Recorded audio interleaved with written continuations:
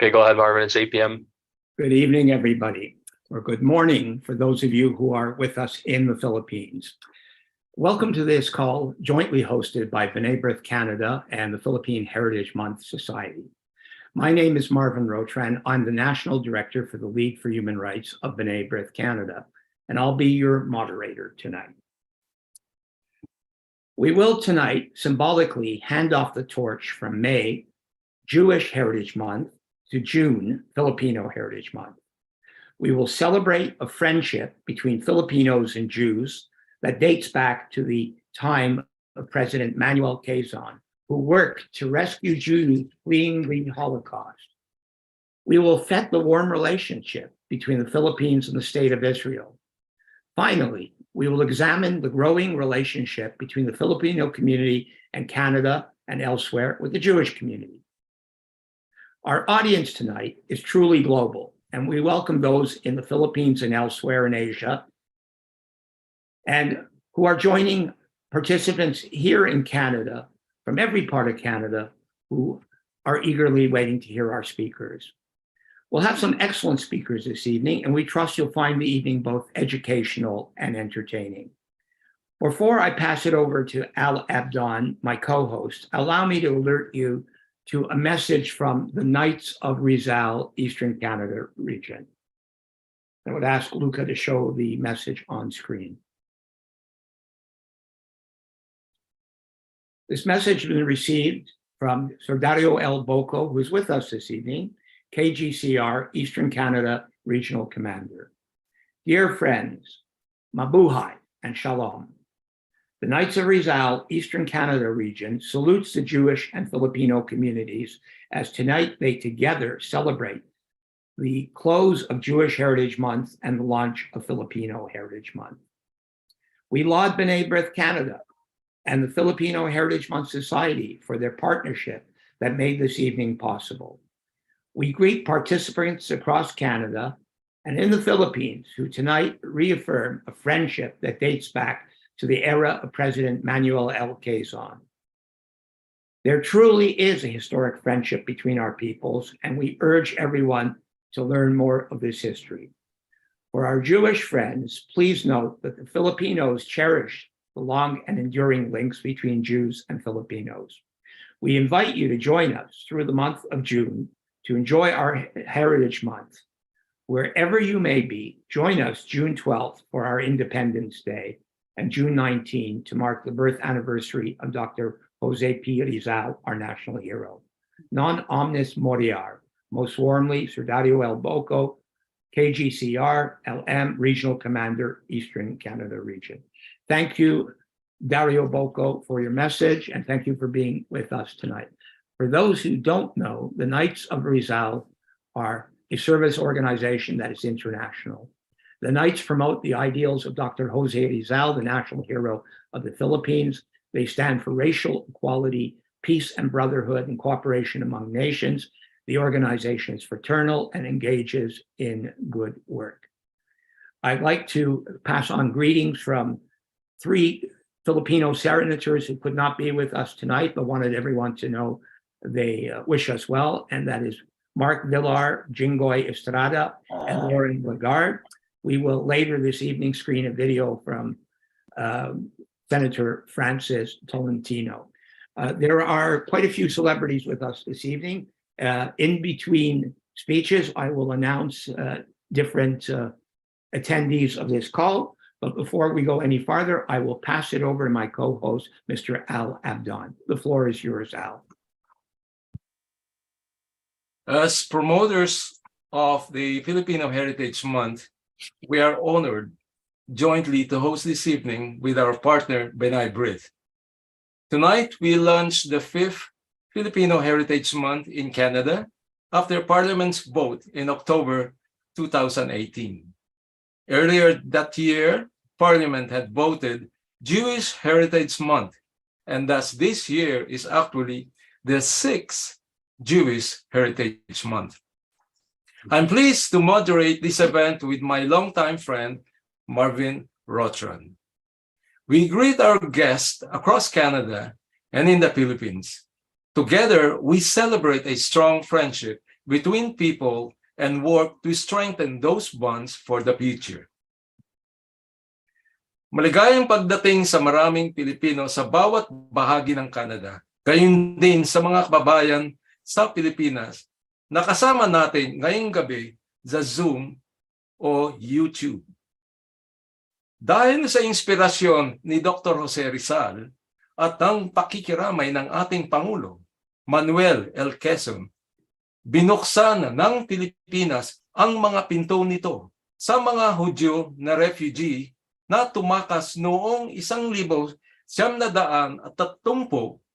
at unang bahagi ng 1940. Maraming iba pang mga bansang na nagsara ng kanilang mga pinto. Malaki ang naging papel ng Pilipinas sa muling pagsilang ng Israel sa pagboto para sa muling pagsilang ng Estadong Hudyo sa United Nations ng 1947.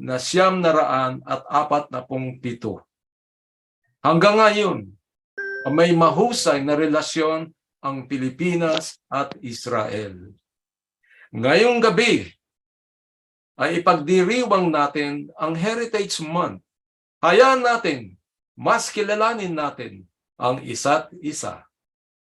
Let me wish everyone a wonderful evening. And I look forward to hear our speakers. Mabuhay! Shalom! Thank you. Thank you, Al. Thank you, Al. I'd like to note the presence of Micah Fisher from the Embassy of the Philippines. Ambassador Austria should be joining us momentarily.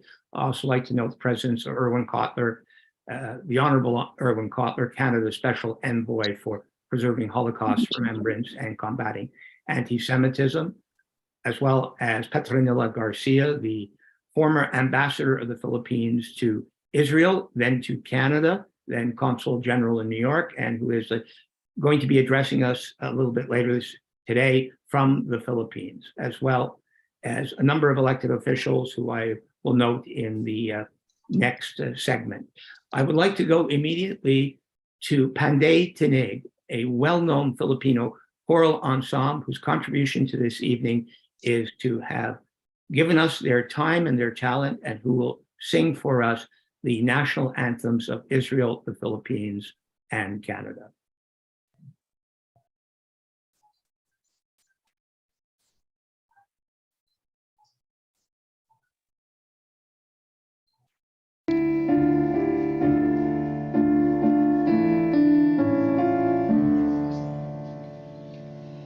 Oh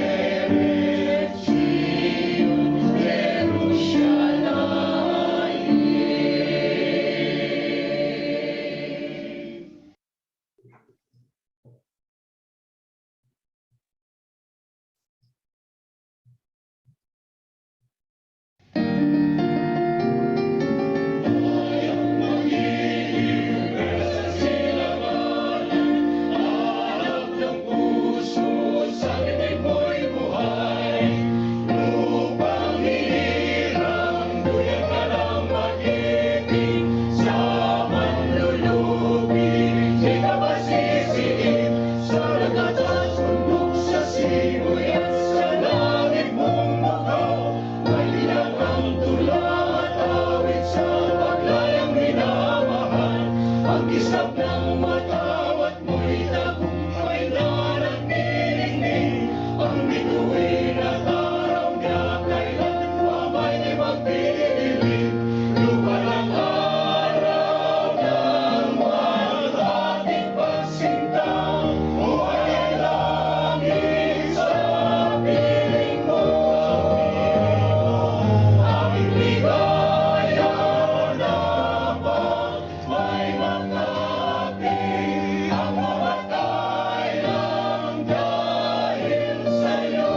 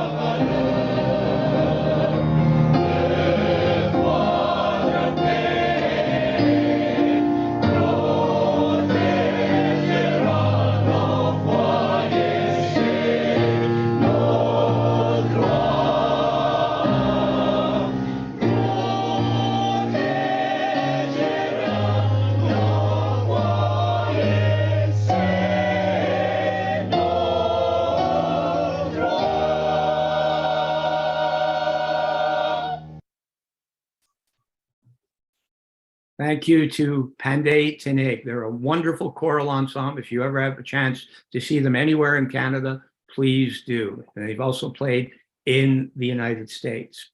I'd like to announce the presence of my good friend, Noel Francisco Fernandez in Manila, who is the Chief of Protocol for the Department of Foreign Affairs of the government of the Philippines, and who has facilitated my work, and I'm very appreciative.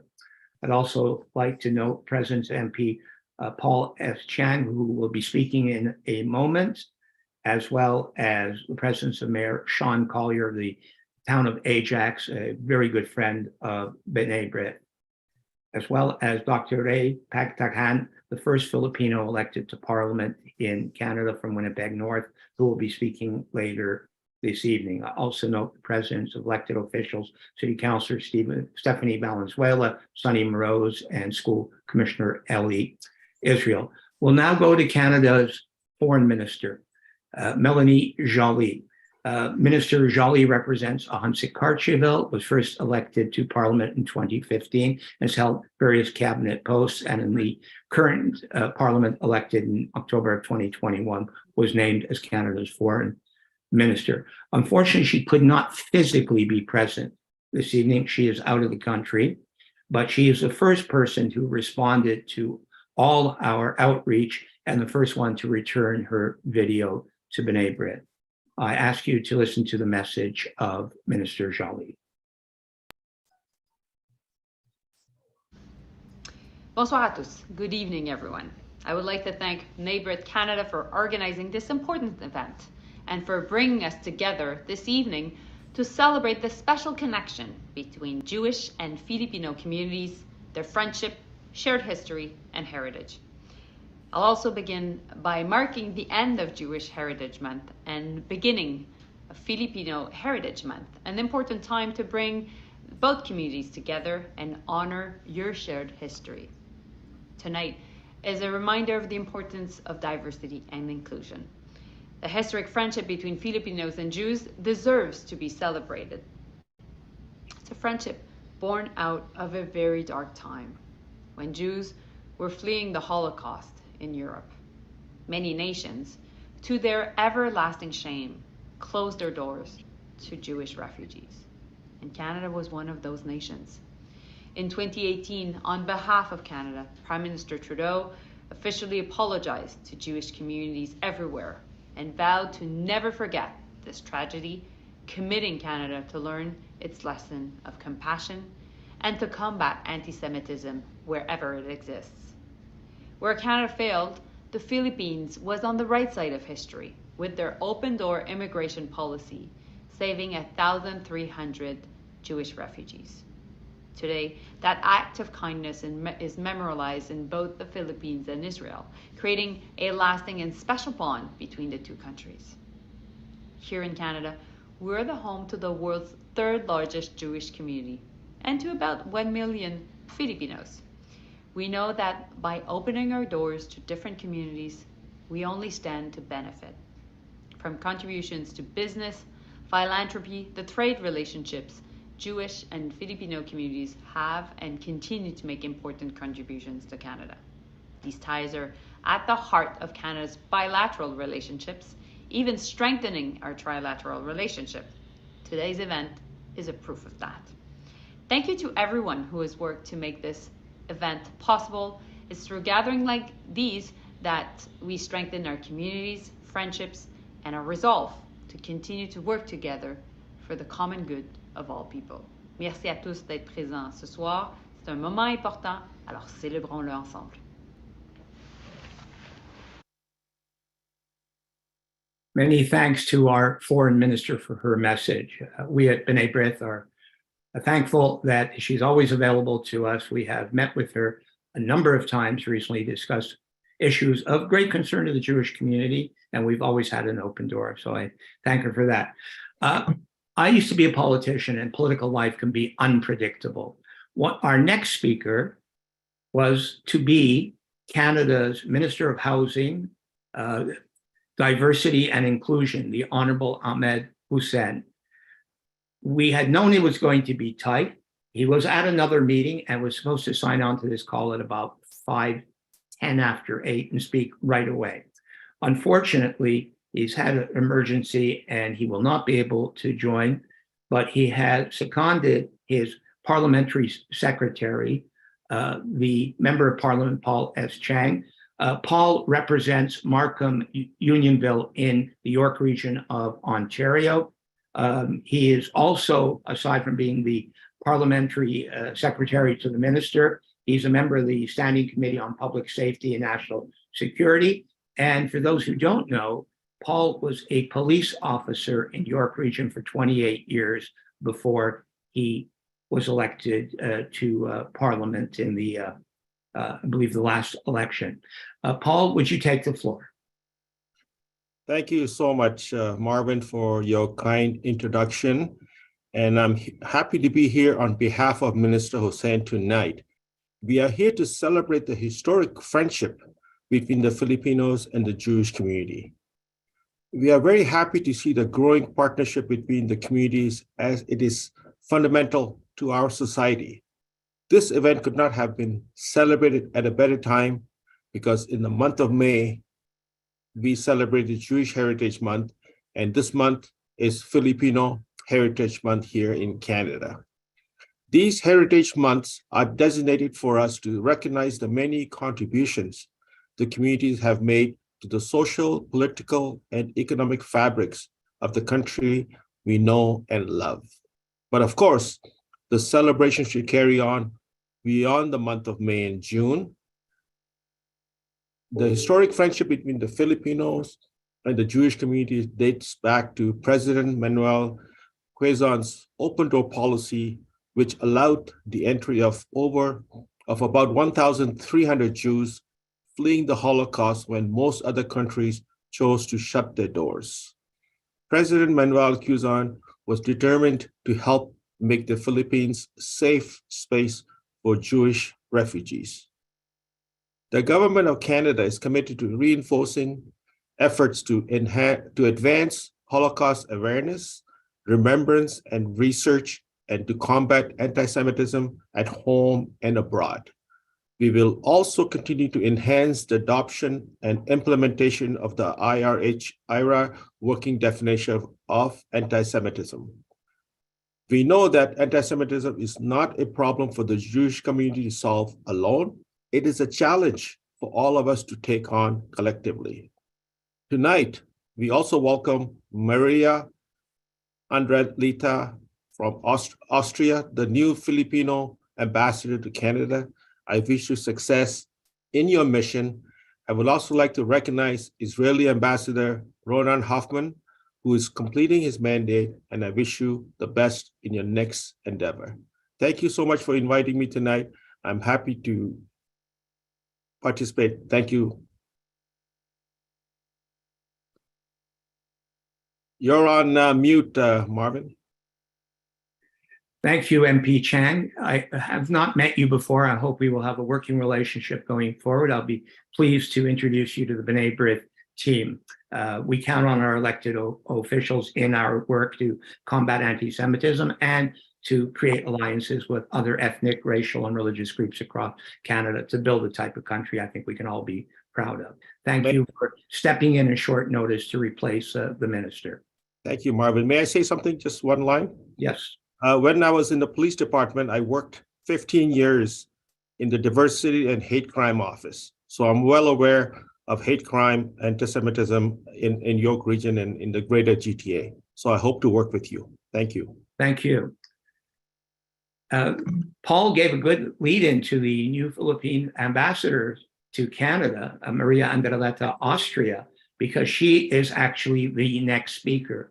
Ambassador Austria is known to some Canadians because for some years she was consul general in Vancouver. And in fact, when I spoke to Filipinos in Vancouver about this call, many of them knew her already and were quite happy that she would be addressing us. I had the honor of meeting the ambassador at the embassy in Ottawa on the 27th of March and discussing issues of interest to both the Filipino and the Jewish community. I extended an invitation, and I'm honored that she's accepted the invitation to address us this evening. Ambassador Austria, please take the floor. Thank you, Marvin. It is an honor for me to join you tonight to be alongside the Honorable Melanie Joly, the Minister for Foreign Affairs, who was just in Manila a week ago. Dear senators and members of parliament, my colleagues in the Philippine Foreign Service, Ambassador Petrolina Garcia, Ambassador Neil Imperial, Assistant Secretary Noel Fernandez, our good friend, Mr. Al Abdon of the Filipino Heritage Month Society, mga kababayan, ladies and gentlemen, good morning and good evening, depending on where you are right now. I am honored to join you today as we are at the cusp of both Jewish Heritage Month and the Philippine Heritage Month in Canada. This joint celebration, and others like it, is a testament to Canada's embrace of multiculturalism, the contributions of people of Jewish heritage, and the 1 million Canadians of Filipino descent have greatly strengthened and enriched Canadian society. While we have often spoken about the amazing diaspora from the Philippines who now call Canada home, in an unconventional immigration story, I am proud to share that the Philippine Senate recently approved a bill granting Filipino citizenship to a 35-year-old Canadian vlogger, Kyle Jennerman, who goes by Kulas. Kyle has made the Philippines his second home since 2013 after experiencing the world-class hospitality of Filipinos. As we commemorate Philippine Heritage Month this June, I would like to take the opportunity to shed light on a lesser-known piece of history, a shining example of Philippine hospitality. I am referring to Philippine President Manuel Quezon's open door policy, which provided sanctuary for 1,300 Jewish refugees from Germany, Poland, Austria, Hungary, Czechoslovakia, Italy, Latvia, and Bulgaria. These European Jewish refugees were embraced with extraordinary warmth as the Filipino people opened their hearts and accepted them into the fabric of Philippine society. In fact, we were prepared to accept as many as 10,000 persecuted Jews if it weren't for the Japanese invasion of the Philippines in 1941. The rescue of European Jews was not the first, nor was it the last time the Philippines offered safe haven to those fleeing persecution. The first wave of immigrants arrived in 1918, comprising 800 white Russians escaping persecution from the Red Russians, or supporters of the Socialist Revolution. We also welcomed Spanish Republicans fleeing the end of the Spanish Civil War, 30,000 Chinese immigrants seeking refuge from communist rule, and another wave of 6,000 white Russians. At the end of the 1970s, thousands of Iranians studying and working in Manila sought refugee status following a violent change in government. From 1975 to 1992, a total of 400,000 Indo-Chinese refugees escaping regime changes in Laos, Cambodia, and Vietnam stayed in the Philippines for months before proceeding to their final destinations. In the early 2000s, 600 East Timorese received temporary protection during their struggle for independence. Consistent with our treaty obligations under UN conventions, we continue to protect refugees, stateless persons, and persons of concern. The Philippines hosts Rohingya refugees and provides them free tertiary education under the Complementary Pathway Program. We continue to actively consider and discuss with partners, such as the UN High Commissioner for Refugees and the United States, possible means to temporarily host other persons at risk. It is worth mentioning that our offer of safe haven to Jewish refugees was just one defining moment in our friendship with the Jewish people. Another significant moment was our pivotal UN General Assembly vote in 1947 in favor of the establishment of the State of Israel. In explaining his open door policy, President Quezon said, "It is my hope and indeed my expectation that the people of the Philippines will have in the future every reason to be glad when the time of need came, their country was willing to extend a hand of welcome. Indeed, this Filipino culture of compassion and openness is something to be proud of and passed on to the next generation, whether in the Philippines or in Canada. Thank you for your kind attention and mabuhay." Thank you, Ambassador. I'm hoping that I will have the same personal relationship that I had with Ambassadors Gatan, Garcia, and Robles. And in fact, my affiliation with the Philippines goes back an awfully long time. As you know, I was a city councilor in Montreal for many years, and many of my constituents were Filipino, and I was always very warmly treated by them. And I've had the honor of being in the Philippines 7, 8 times and visiting many parts of your country. Thank you very much for your words this evening. I will now go to the Ambassador of Israel, Dr. Ronen Hoffman, who will be actually leaving his post in a few months' time. I want to say that Ambassador Hoffman has touched the hearts and minds of the Jewish diaspora in Canada. He has always been available for events. He is prolific in his visits to community organizations and speeches that he gives. Recently, he hosted the Israel's Canada Summit on Israeli-Jewish relations in Ottawa, which we had the honor of attending officially on behalf of B'nai Brith. Dr. Hoffman could not be with us this evening, but he did send a video, and he let me know how meaningful this event is to the Embassy of Israel. Can we show the video of Dr. Hoffman? Happy Jewish and Filipino Heritage Month. Filipino and Jewish people have long and strong people-to-people ties. When Jews were persecuted under the Nazi regime, the Philippines opened its borders and Filipinos opened their communities to save Jews fleeing the Third Reich. It was under the leadership of then Filipino President Manuel Quezon, who championed this pro-refugee movement and encouraged his fellow citizens to do the same. Over 1,300 European Jews fled to the Philippines at a time when other nations shuttered its doors. We can only imagine how many lives, families, and generations sprung from those 1,300 people who found safety 90 years ago and now cherish their dual Jewish-Filipino identities. Today, Israel and the Philippines share over 65 years of friendship. In fact, the Philippines was the only Asian nation to support the creation of the State of Israel all those years ago. We continue to see our friendship flourish. Thank you to B'nai Brith for inviting me to share a few words for this special occasion.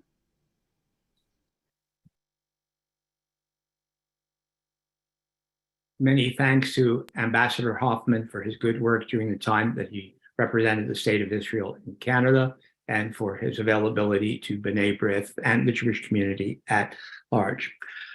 In February, I was in Manila, and Noel Francisco Fernandez facilitated some meetings for me, including a meeting with, at that point, the former Philippines ambassador to Israel, who at the time I met him bore the title of Assistant Secretary of Foreign Affairs. That person is now the Philippines ambassador to Italy, which explains why he is not on the call since it's about 2 o'clock in the morning in Italy. But he did provide a video, and this video was not shot recently. It was shot during the time that he, Nathaniel Neil Imperial, was the ambassador of the Philippines in Tel Aviv. And it tells the story that we've alluded on already in this call on rescue in the Philippines and President Quezon. And it talks about the archival material that's available at the Philippines Embassy within Israel. Can we show the video with Ambassador Imperial? We are at the moment in what we call the Quezon Room, which we named in honor of Philippine President Manuel Quezon, who played a pivotal role in providing sanctuary to Jewish refugees during the Holocaust in the late 1930s. When Nazism came to power in Germany and Kristallnacht happened in 1938, there was a strong reaction among Filipinos. A lot of politicians, church leaders, and students protested the racism and discrimination being done against Jews in Nazi Germany. Our president at that time, Manuel Luis Quezon, together with some influential members of the Jewish community in Manila, and Paul McNutt, the head of the American government in the Philippines, decided to persuade the US State Department to allow as many Jews as possible to go to the Philippines. And so they agreed finally to a figure of around 10,000 visas to be issued. In the end, only 1,300 Jews were able to reach Manila because the Japanese invaded the Philippines. Well, this humanitarian gesture of the Philippines happened at a time when anti-Semitism ran rampant in most of the Western world. And when most countries closed their doors on the fleeing Jewish refugees, a far-flung country in the Far East, which was a developing country at that time, opened its heart and its doors to a group of people who were in dire need of assistance. In the contemporary setting, we see anti-Semitism rearing its ugly head once more. And it is important for countries around the world and peoples around the world to unite in opposing this rising scourge and to once more open their hearts and open their doors. I think it's important for the youth to remember that we all belong to one humanity. There is no place for discrimination on the basis of skin color, religion, and other differences. It is true that it may be difficult for some of us to defend what is right when there is a lot of pressure to conform, and especially in the social media where what is popular rules the day. However, we must always remember to do what is right and to remember the examples given to us by those who were brave enough to fight for what is right.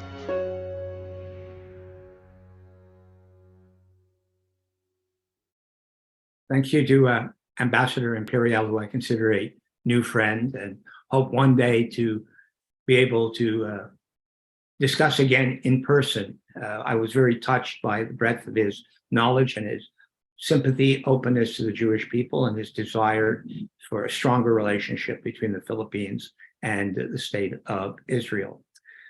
Our next speaker is the Member of Parliament for York Center. She has been since 2020. Her name is Ya'ara Sachs. She is an Israeli Canadian. She holds a master's degree in international relations from McGill University and a master's in diplomacy from Hebrew University in Jerusalem. She represents a riding in the city of Toronto that has a very large Jewish population, but it also has a very large Filipino population. I invite Ya'ara Sachs to take the floor. Thank you, Marvin, and thank you to all on the call.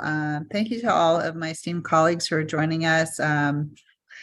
We have so many wonderful guests here tonight, including Ambassador Austria, my colleague, Parliamentary Secretary Chang. I also am the Parliamentary Secretary to Minister Gould, to the Minister of Family, Children, and Social Development. I see the esteemed Erwin Kotler on the call. It's nice to see you, Erwin. And so many wonderful members of the community, both the Jewish and Filipino communities. So I guess the best way to start is to say shalom and mabuhay. It's wonderful to be here together at the end of Jewish Heritage Month and the beginning of Filipino Heritage Month. And truly, it is the perfect combination that speaks so much both to, I know MP Housefather will be on later. We share not just in common that we both have very large Jewish constituencies in our ridings, amongst the largest in Canada, but I'm proud to say my riding of York Center is the home of Little Manila in Toronto, and really a place where the Jewish and Filipino communities meet every single day and live together, grow together, and are so much about the mosaic of diversity and inclusivity that we have here in York Center and throughout Canada. To be honest, it's something that we share and are very proud of. And you know, these are two communities that have contributed so much to the cultural mosaic of Canada, not just now, but over decades. And it really starts from, you know, many people have spoken this evening about the historical relationship that dates back to World War II and the Nazi regime. But I'd like to take that as a stepping place to go forward to talk about the shared values of these two communities, because what began as a relationship of compassion in a moment of what was tragedy is really emblematic of the deep faith that both Filipino communities and Jewish communities share, even in their own religions. And I'll start with this thought from Hillel. It's a very famous quote. It says, "If I am not for myself, who will be for me? If I am not for others, what am I? And if now, not now, then when?" And I think that speaks a lot about the relationship between both the Jewish and Filipino communities that has spanned over decades. We know each of us who we are in our own communities, but we also know how and value looking out for one another. And we know that those shared values are what have carried us forward, not just when Jews were fleeing the Nazi regime and found safe haven in the Philippines, but as we move forward, how many members of the Filipino community have come through Israel to come to Canada, and how the Jewish community also arrived in Canada. And we are here together building this new community and this new space that we share together. So as we share all that our Jewish and Filipino communities have contributed to our lives in Canada, we can also celebrate our history together, and also our Jewish and Filipino immigration pathways here to Canada, to the place that we have chosen together, or arriving now and living together, to call home. And I can think of no better place than in my own riding of York Center, where that happens, where you can enjoy Jewish restaurants next to Filipino restaurants, where you can see synagogues next to the local community gatherings from the Filipino community. Earl Bales Park, right here in my riding, is a place that has both statues of Rizal, but also has statues in memory of Schindler. So, you know, these are the kinds of things that are emblematic of why we choose to make Canada home, because we celebrate our diversity together. We celebrate who we are as people together. And it's really the strength of multiculturalism that allows us to have these months of celebration and acknowledgement of one another, and also to learn from each other, to share traditions, to share food, to share music, to share our historical stories, but also our present day ones. So as we continue to move from Jewish Heritage Month into Filipino Heritage Month, I just like to express my excitement and joy to be part of both communities, to know that this is a place that I call home with so many of you. And along with my colleague, Parliamentary Secretary Chang, and the many members of our government caucus who, whether it's Minister Hussein, Minister Jolie, my colleague Anthony Housefather will be joining shortly. It makes me smile that we are all really coming from the same place in the heart of knowing that when we look out for each other, when we are there, not just for ourselves, but for one another, we build something beautiful together. So mabuhay again. It is wonderful to see all of you, and I look forward to celebrating the month together. Back to you, Marvin. Thank you, MP Sachs, and thank you for your kind words. I'm sure it's appreciated by both communities. The good thing about being the moderator is you can juggle the program. We have a very, very busy program, but we also have people who are ducking in and out of the Senate, the House, and the committees. My next guest has to be somewhere in a few minutes, and so we're making a slight modification in the program. Our next guest is Anthony Housefather, Member of Parliament for Mount Royal since 2015.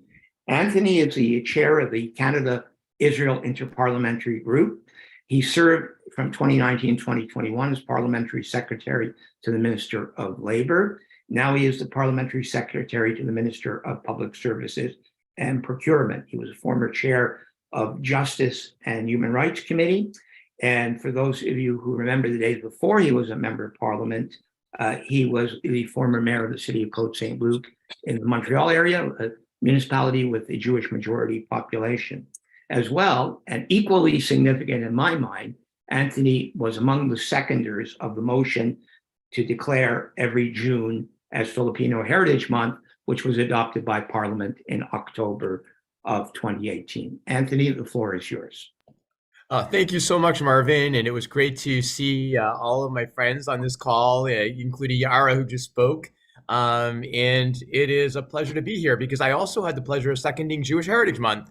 So when Michael Levitt put forward with Linda Fromm Jewish Heritage Month, which is a bipartisan bill, I got to second it. And when Salma Zahid put forward Filipino Heritage Month, I got to second it. And it is very meaningful to me because just like Erwin Kotler before me, and I see Erwin on the call, and he continues to be a champion for human rights. He's here on the Hill today to do a press conference for Vladimir Kara-Murza, who is imprisoned in Russia unjustly. And Erwin is still the leader in standing up for political prisoners abroad.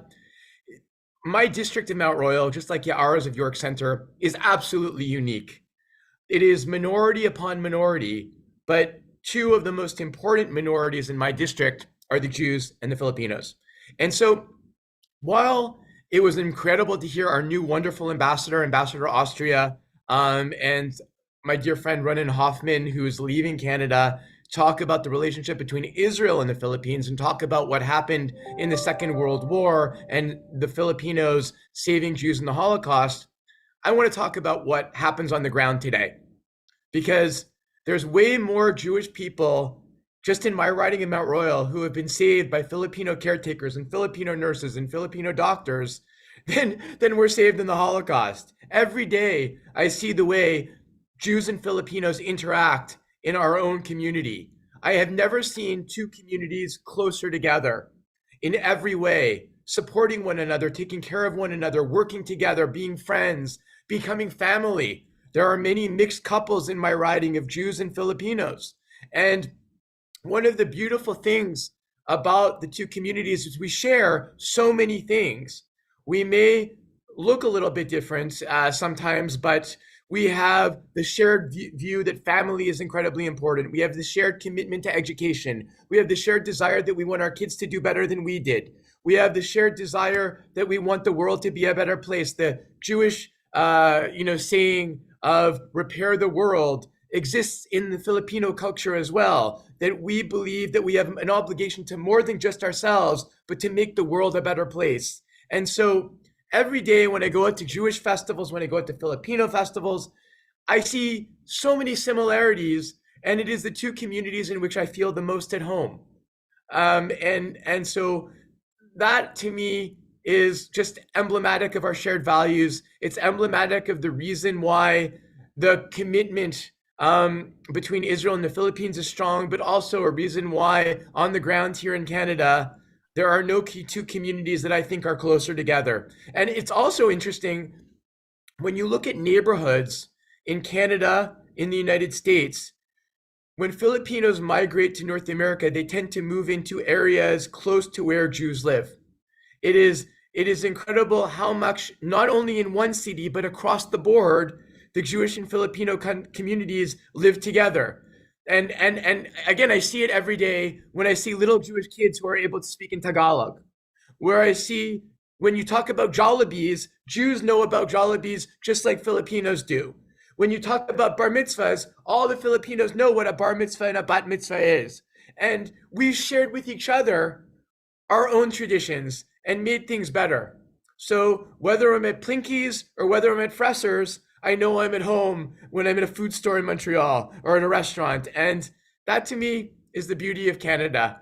So I love the Jewish community, I love the Filipino community, and it's wonderful to be able to celebrate one Heritage Month after the other. And I look forward to Al creating many wonderful events in Montreal that I'm going to attend in the month of June. So mabuhay, and have a wonderful evening. Thank you, Anthony. Thank you very much. As a former elected official whose district was 90% within the boundaries of Mount Royal, I can relate to everything you said. Absolutely. Filipinos came to Jewish parties, Jews went to Filipino parties. Everybody knew everybody else's holidays, and everybody got along extremely, extremely well. Thank you for your time this evening. Your words were extremely meaningful. I'm now going to go to Minister Michael Ford, the Minister of Citizenship and Multiculturalism of the Government of Ontario. Minister Ford was elected in 2022, but he served before that as a former Toronto City Councillor.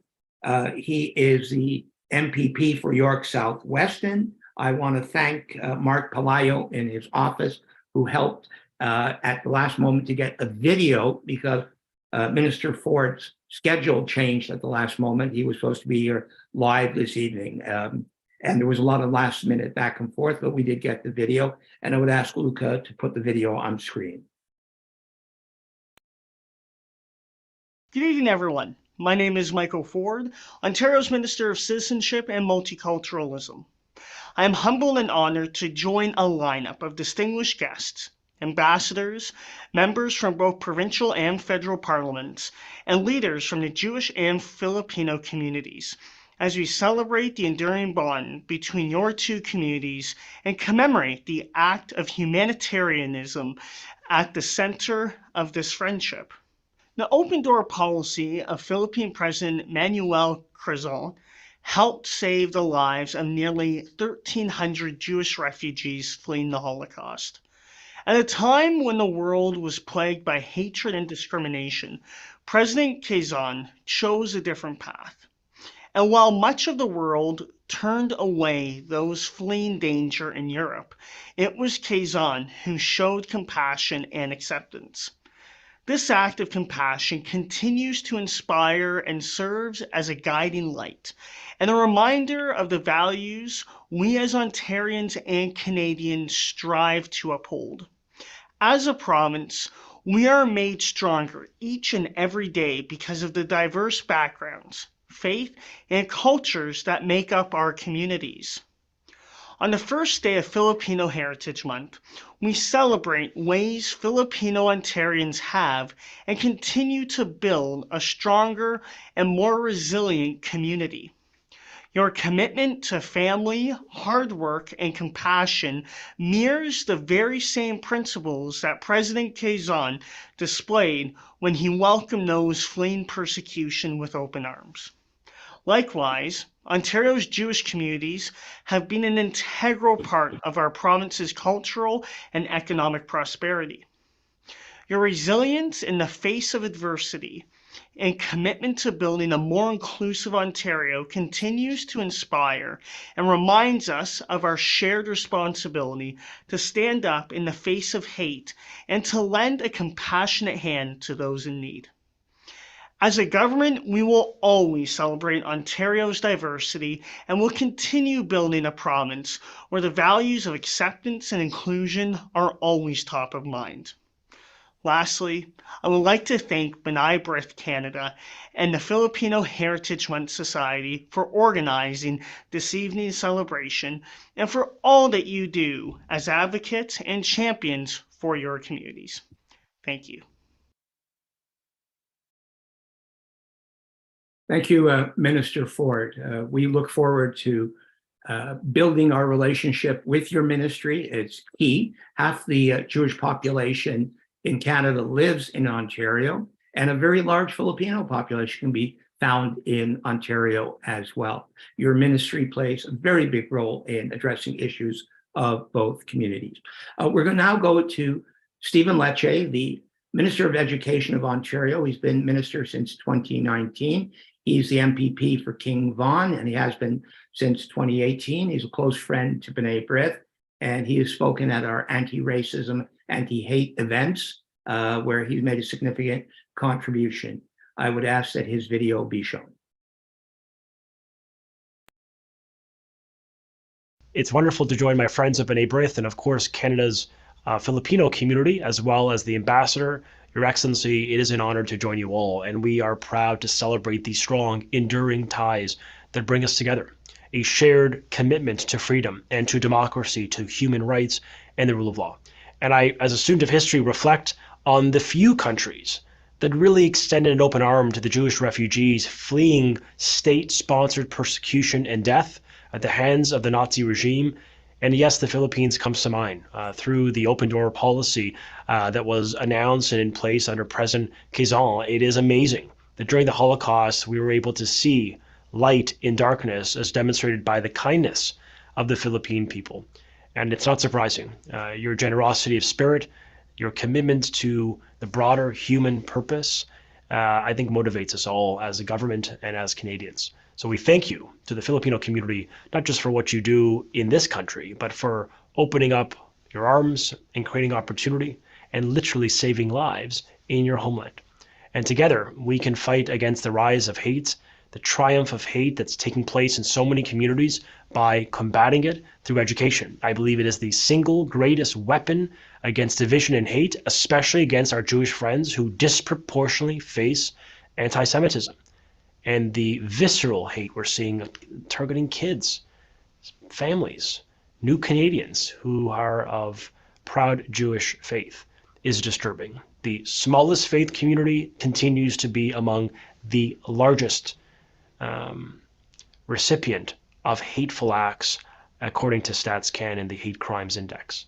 B'nai Brith's own report demonstrates a truth. Every year, this phenomena is getting worse. And so we, in government, in society, in our schools, and in our embassies and our consul generals, all of us need to rally to do our part to ensure that Canadians here in this country work together to confront the rising level of Jew hate that is manifesting.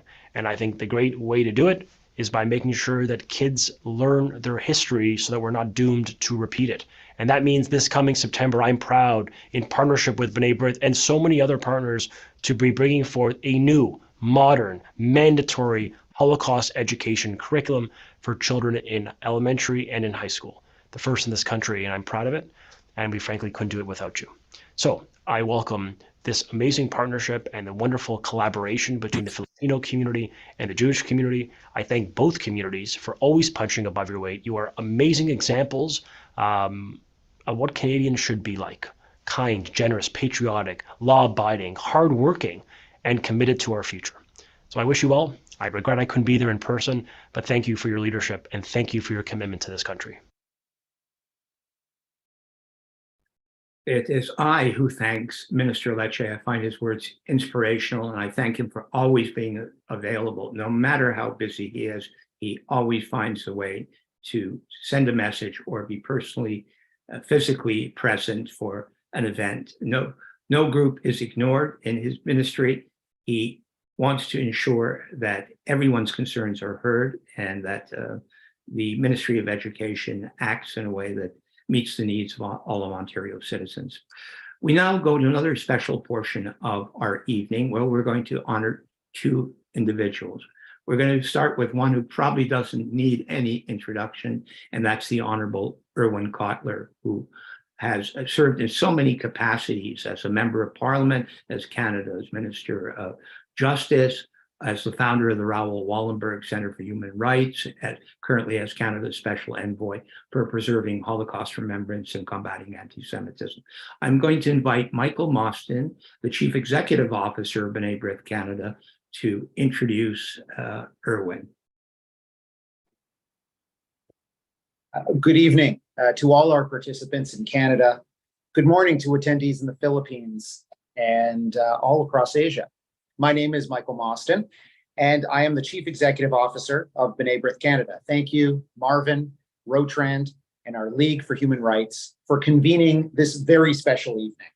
Thank you also to Al Abdon and the Filipino Heritage Month Society for partnering with us.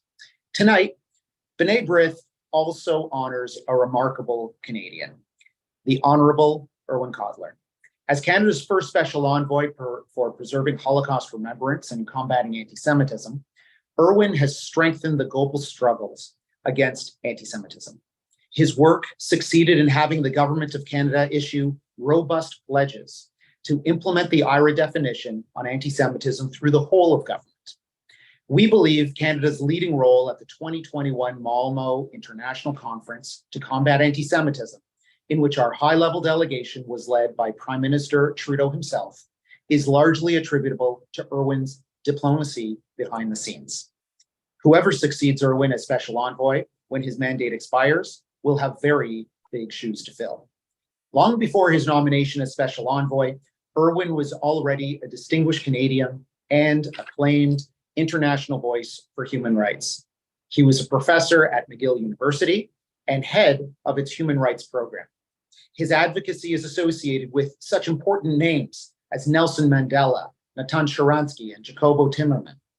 Elected to Parliament in 1999, Irwin served as Canada's Justice Minister and Attorney General from 2003 to 2006.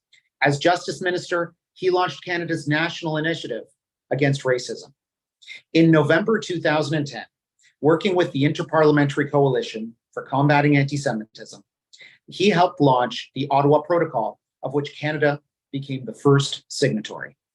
Irwin founded the Raoul Wallenberg Center for Human Rights and remains a strong advocate for Holocaust remembrance. B'nai Brith is very privileged to partner with Irwin Cotler in his role as Special Envoy. We recognize him as the great Canadian that he is. And Irwin, we salute you. Thank you, Michael. Irwin, please be so kind as to address a few words to our audience. We couldn't think of an appropriate honor to give you other than our respect, and please accept that.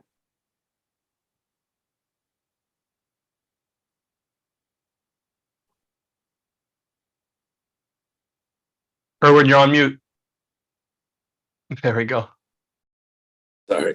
I must say that I'm very moved and humbled by your words, Michael and Marvin. And may I begin by commending B'nai Brith, the League for Human Rights and B'nai Brith, and the Filipino Heritage Society for convening this very timely and significant gathering. Timely because, as Marvin put it at the outset in opening this gathering, we mark not only the conclusion of Jewish Heritage Month, but the beginning of Filipino Heritage Month, and where we celebrate the respective contributions of Jewish Canadians and Filipino Canadians to the plurality, the multiculturalism, the diversity, the richness of the Canadian mosaic. And timely also because we just concluded, as well as Jewish Heritage Month, Asian Heritage Month. And one of my last programs in which I participated in Jewish Heritage Month, we were the beneficiary of testimony of an Asian of Jewish heritage, or should I say a Jew of Asian heritage. And so the intersection, therefore, of both the Jewish and Filipino encounters.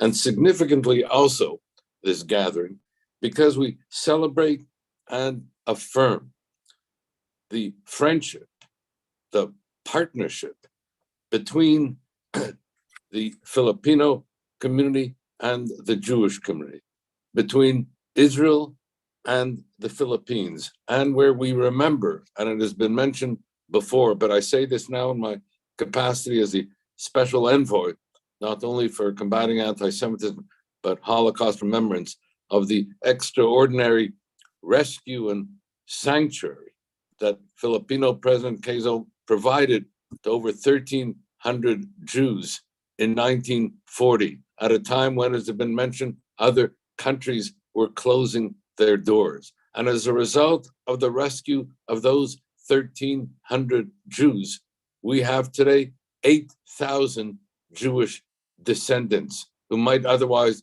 not have been. And may I say that there would have been more Jews rescued had not only Japan declared war, but the US State Department, and yes, it has to be said, imposed limits on what the Filipino government was able to do at the time. So I salute President Quezon, and I salute the Filipino government for providing not only rescue and sanctuary, but for exemplifying what, in fact, a commitment to our common humanity is all about. And finally, and on a personal level, I had the pleasure and privilege of serving as an MP for Mount Royal riding, and was succeeded by my wonderful successor in Anthony Housefather, who you heard earlier this evening. Anthony expressed better than I can, better than almost any of us can, the profound relationship and encounters between the two communities. I always used to refer to Mount Royal as being a rainbow riding, as being a riding of minorities. But as Anthony put it, the two minorities that not only lived in that riding, but engaged with each other in that riding on an ongoing basis, were the Jewish community and the Filipino community. And where Anthony mentioned as well the humanitarian assistance that was provided in fields of health and the like by the Filipino community, their caregivers and the like, I can personally attest to it. My mother was the beneficiary for years of the best of caregiving by representatives of the Filipino community, and we were not the only community that benefited from that. So this was an expression of the humaneness and humanity of the Filipino community, of the intersection of both the Jewish and Filipino communities, And I can't tell you, for me, the best of memories that I have of not only participating respectively in gatherings of the Filipino and Jewish communities, but in participating in the joint involvement and engagement of both of those communities, and being, as others in Mount Royal and across Canada, beneficiaries to this day of that engagement. And so I say, Mabure, Shalom. This has been a wonderful get-together, and I salute the organizing communities for bringing us all together. And I have to say, as I said, I've been very humbled by being able to be a part of this. Thank you. Thank you, Erwin. I've always called you by your first name rather than the Honorable Erwin Kotler or Special Envoy. I've known Erwin for a long time, and for those who don't know, I was quite powerful at City Council in Montreal for many years simply by invoking his name, saying Erwin supports this motion. It was usually good enough to get it adopted by the City Council. Thank you for your words this evening. We're going to honor someone else now who is perhaps not as well known on the world stage or across Canada, but who is certainly known among the Jewish community and the Filipino community in Montreal. And that is Reverend Orlin Racacho. Reverend Racacho, many years ago, began the work to bring Filipinos out to support the state of Israel. And he did that by organizing a delegation that marched every year in the Israel Day rally. Lucas, can we show some of the photos of the Israel Day rally?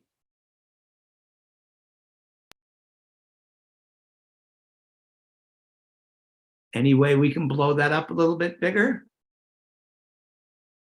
Just give me 1 second. This photo was taken this April. On the center left is Reverend Racacho wearing a hat with a Star of David.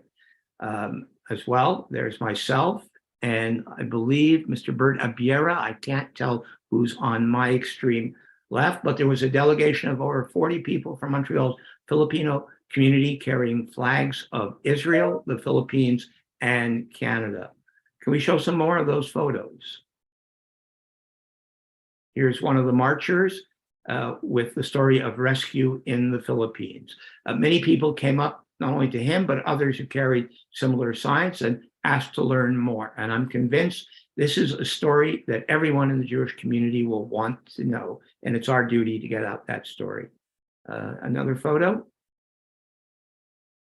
Here's part of the group with Mayor Mitchell Brownstein of Côte St. Luc at the beginning of the Israel Day March. Reverend Racacho, we want to thank you for your work, and to do so, we're honored to present you a certificate of honor.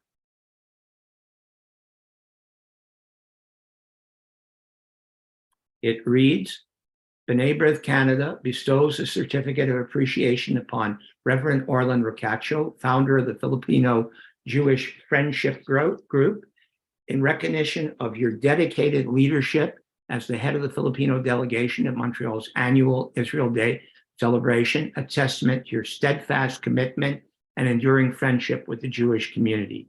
Signed, Michael Mostyn, Chief Executive Officer, and Franklin Switzer, Chair of the Board of B'nai Brith Canada, signed this day, June 1st, 2023. It will be awarded to you the actual physical copy later in the month of June, but we wanted to share a short message from Reverend Racacho.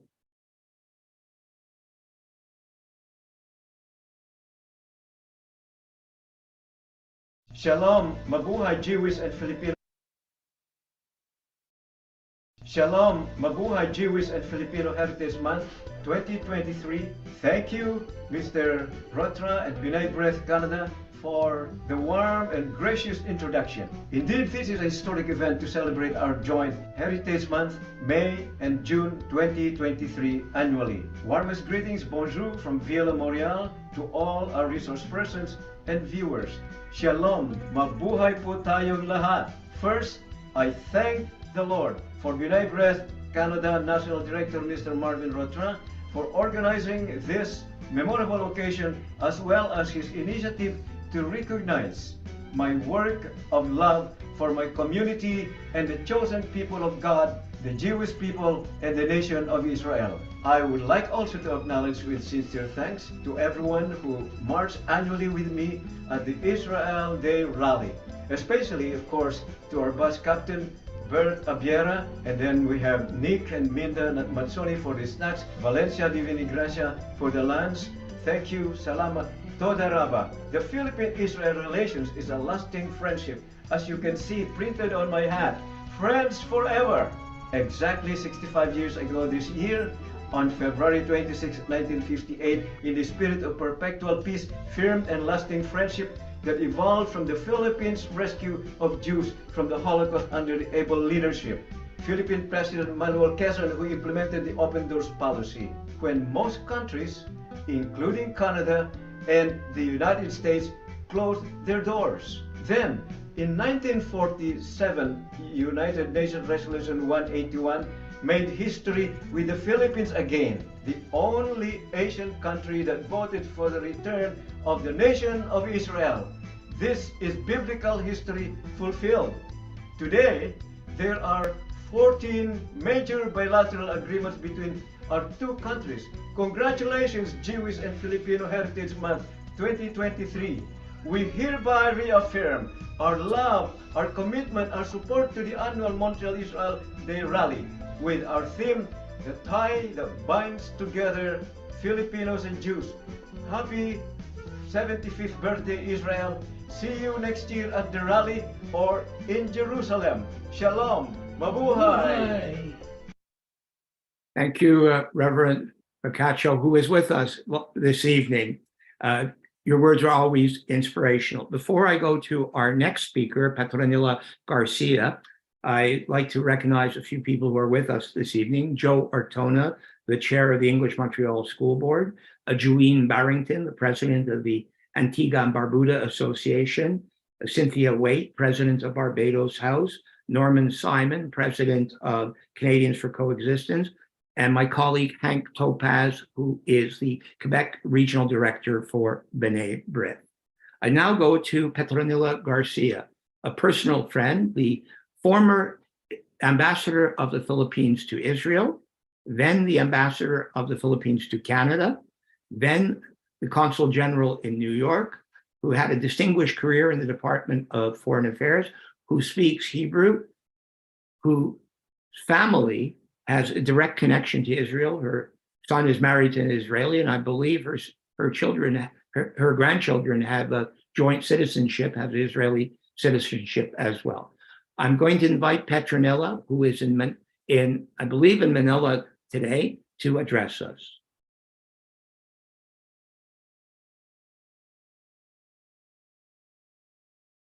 Okay.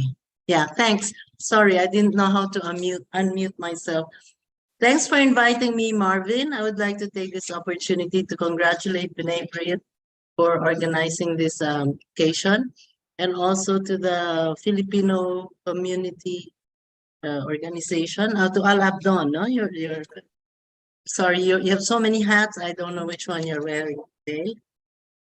And I would also take note that and greet you on the successful conclusion of May as the Jewish Heritage Month, and welcome June as the Philippine Heritage Month in Canada. I'm so happy to see the growing partnership between the two important communities in Canada. It is very close to my heart, having spent 6 wonderful years there, getting to know everyone in the community. The friendship between the Filipinos and Jews, as was mentioned earlier, was really underscored in 1937 during the Open Doors policy that was enacted by Manuel Quezon that allowed the entry of 1,300 Jews who escaped Nazi persecution from Germany. The Open Doors Monument was dedicated on 21 June 2009 in Rishon-LeZion. And I would just to put a personal note to what I have to say, I would like to let you know that I was one of those who inaugurated the monument in 2009 when I was ambassador to Israel. It stands as a testament to the relationship between Israel and the Philippines, born out of this humanitarian act on the part of the Philippines when we welcomed Jews from persecution. At the time, President Manuel Quezon said that we did it because it was the right thing to do. And that's always what Filipinos are known for. I would like to also take note that my life in Israel, Marvin asked me to make this more personal. My life in Israel has spanned 30 years. I went there as a consul general from 1993 to 1995. And after that, my work has been mainly about the Middle East. So I was in and out. Prior to going to Israel, I was Philippine ambassador to Egypt. And then, like Moses, I crossed the Red Sea, but I made it into Israel. And I became ambassador there for 2 years. So my children have spent a large chunk of their lives in Israel. And my family has become quite a metaphor of Philippine-Israel relations. My 2 sons are married to Israelis, and my grandson, my only grandson, is an Israeli, we call him Jupino, Jewish Filipino, also American. My younger son also recently again married Israeli. So our family gatherings are a mix of English, Hebrew, and our conversations are peppered with Jewish words. For example, and we welcome Jewish traditions and make it our own. So our relations are always seamless. I have made many friends in Israel who have been true friends for 3 decades now. And since my 2 sons are married to Israelis, I continue my interaction with the Israeli community. There are more now, when you go to Israel, there are more than 30,000 Filipinos living and working there. The Israeli Defense Force has many young Filipino Israelis who serve in the military and protect that country from its enemies. The influence of Filipino culture in Israel is palpable. You will hear Israeli men saying to their caregivers, "You are makulit." That's very common. Or on the other hand, a Filipino caregiver will say, "You are a nudnik." Nudnik is makulit.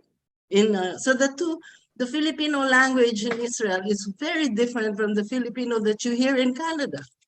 Filipinos in Israel will say balagan or matana.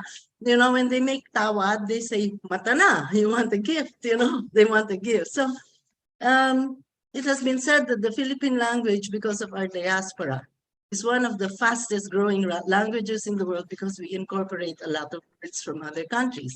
And it is more so in the Philippines than anywhere else.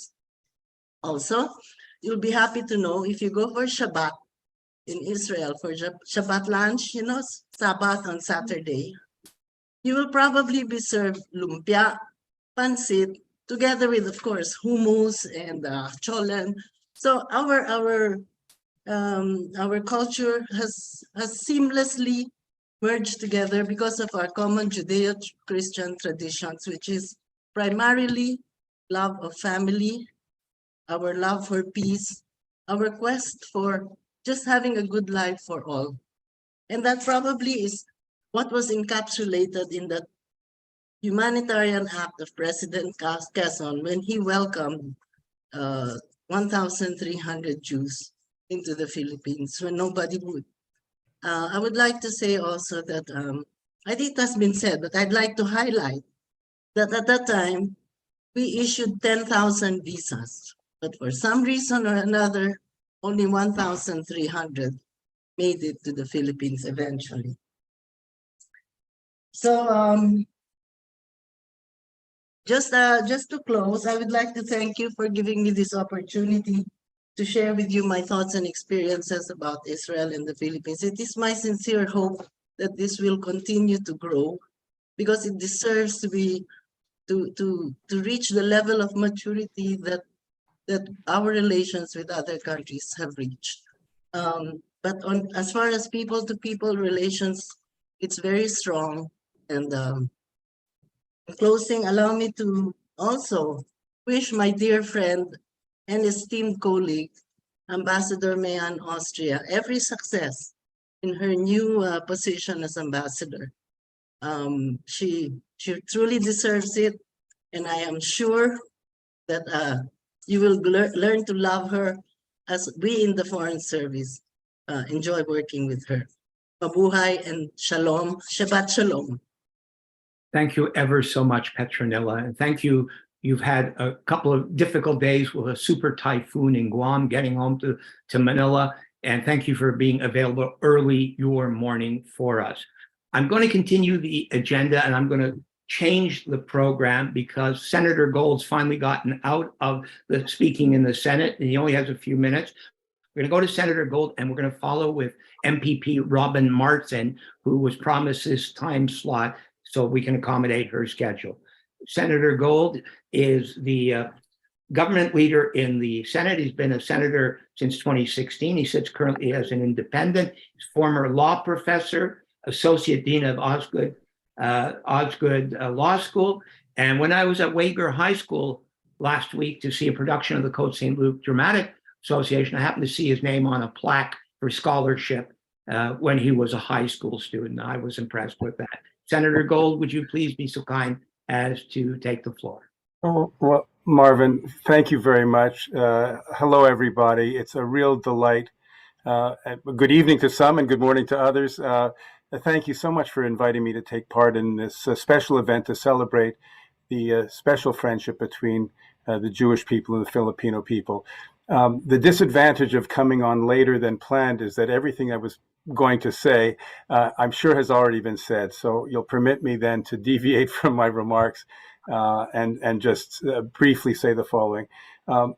It's pretty clear to me from my own experience that the Jewish people and Filipino people share very, very much in common, and much has been said by others. A love and devotion to family, a devotion to hard work, and to help our next generation succeed and surpass us. A love of food, and a love of good food, a love of sharing food, both with family, friends, and any strangers that come our way. And we also share similar experiences in making our way in this world through difficult circumstances. The Jewish people were in exile for millennia, and wherever we went, sooner or later, faced discrimination, exclusion, and worse, as has undoubtedly been mentioned. But the Philippine people have also faced struggles, occupation, struggle for independence, struggle to make new lives in the diaspora, too often facing discrimination and anti-Asian discrimination, which is regrettably on the rise in Canada. Before I go any further, I do want to offer my own personal congratulations to Reverend Rocaco for the good work that you do in my hometown of Montreal with your community and ours, and of course to my dear friend Erwin Kotler. We go back a long time. I used to steal exam questions from him, and I won't presume he ever borrowed any from me, but we certainly were in touch through many phases of our careers, and he was instrumental in encouraging me and facilitating my appointment to the Senate. I won't repeat what has been said before, but it's not because the generous openness that President Quezon extended to Jewish refugees fleeing Nazi occupation isn't top of mind when we think of our relationships. It was a heroic and magnificent gesture that saved lives. And indeed, Jewish refugees who stayed in the Philippines have helped in their way rebuild the country following the devastation brought on during the Battle of Manila. There's still a Jewish community in Manila, a synagogue in the heart of the city, and that is wonderful to know.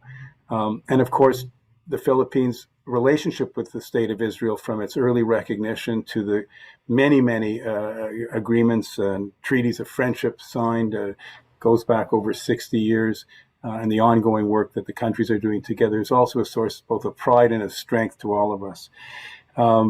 As Erwin mentioned, and many others, having marked Canadian Jewish Heritage Month and beginning Jewish Filipino Heritage Month, it's just a great opportunity to celebrate the bonds that unite us and to work to strengthen those bonds. And we should take that opportunity and pass it on to our children. Let me end on a personal note. Erwin mentioned the loving care that members of the Filipino community gave to his mother. I and many others could say the same thing, but I can count many members of the Montreal Filipino community as my cousins, as members of my family because of a marriage in our so our family get-togethers really do exemplify the coming together, as the ambassador so beautifully put, of a mixture of the culinary traditions and languages, and most important, the love and affection that we feel for each other. So once again, thank you. Thank you, Marvin. Thank you, B'nai Brith, for inviting me. And I do apologize for having to go back to the Senate to earn my pay, but it's been a pleasure and a privilege to join you today. Thank you so much. Thank you, Senator, for coming out of a debate just for a few minutes to address us. You're courageous, being the government leader in the Senate, and with no party caucus behind you, you become a punching bag, being pummeled by your fellow colleagues, but in a polite way, of course. The Senate being the chamber's sober second reflection. But I just want to say we appreciate your making yourself available, and we know you had a long day, so it's doubly appreciated today. Thank you very much for being with us. My great. For my tech guys, Lucas and Bernie, we're going to deviate a little bit from the program. We're going to go to the speakers rather than the videos. We'll do the videos and the slides a little bit later because people do have obligations. I'm going to go to Robin Martin, the MPP for Eglinton Lawrence, the heart of the Jewish community in the city of Toronto. She's the parliamentary secretary to the Minister of Health, and she is replacing at very short notice Andrea Kanjan, the MPP from Barrie Innisfil. Andrea is not well today, and Robin has stepped in to take her place. Robin, you're a household name in the Jewish community. You've represented Eglinton Lawrence since 2018. Would you be kind enough to take the floor? Thanks very much, Marvin. And I'm just delighted to have the opportunity to be here tonight and humbled to be in this group. It was very nice to hear from Erwin Kotler earlier. I know he is so well respected. I worked with Joe Oliver in the riding of Eglinton Lawrence when he was our member as a volunteer on his campaigns, and he always spoke very affectionately of Erwin Kotler. And despite the fact that they were on different teams politically, he certainly has been a great contributor to our country and to human rights around the world, really. So thank you, Erwin, for your comments and for being here. And I am very blessed to be, as I said, in the riding of Eglinton Lawrence, which is a riding in the middle of the city of Toronto. And we have, I think, 25% Jewish population. And we have about a 13%, I think, Filipino population. And the Filipinos are the fastest growing community in the riding.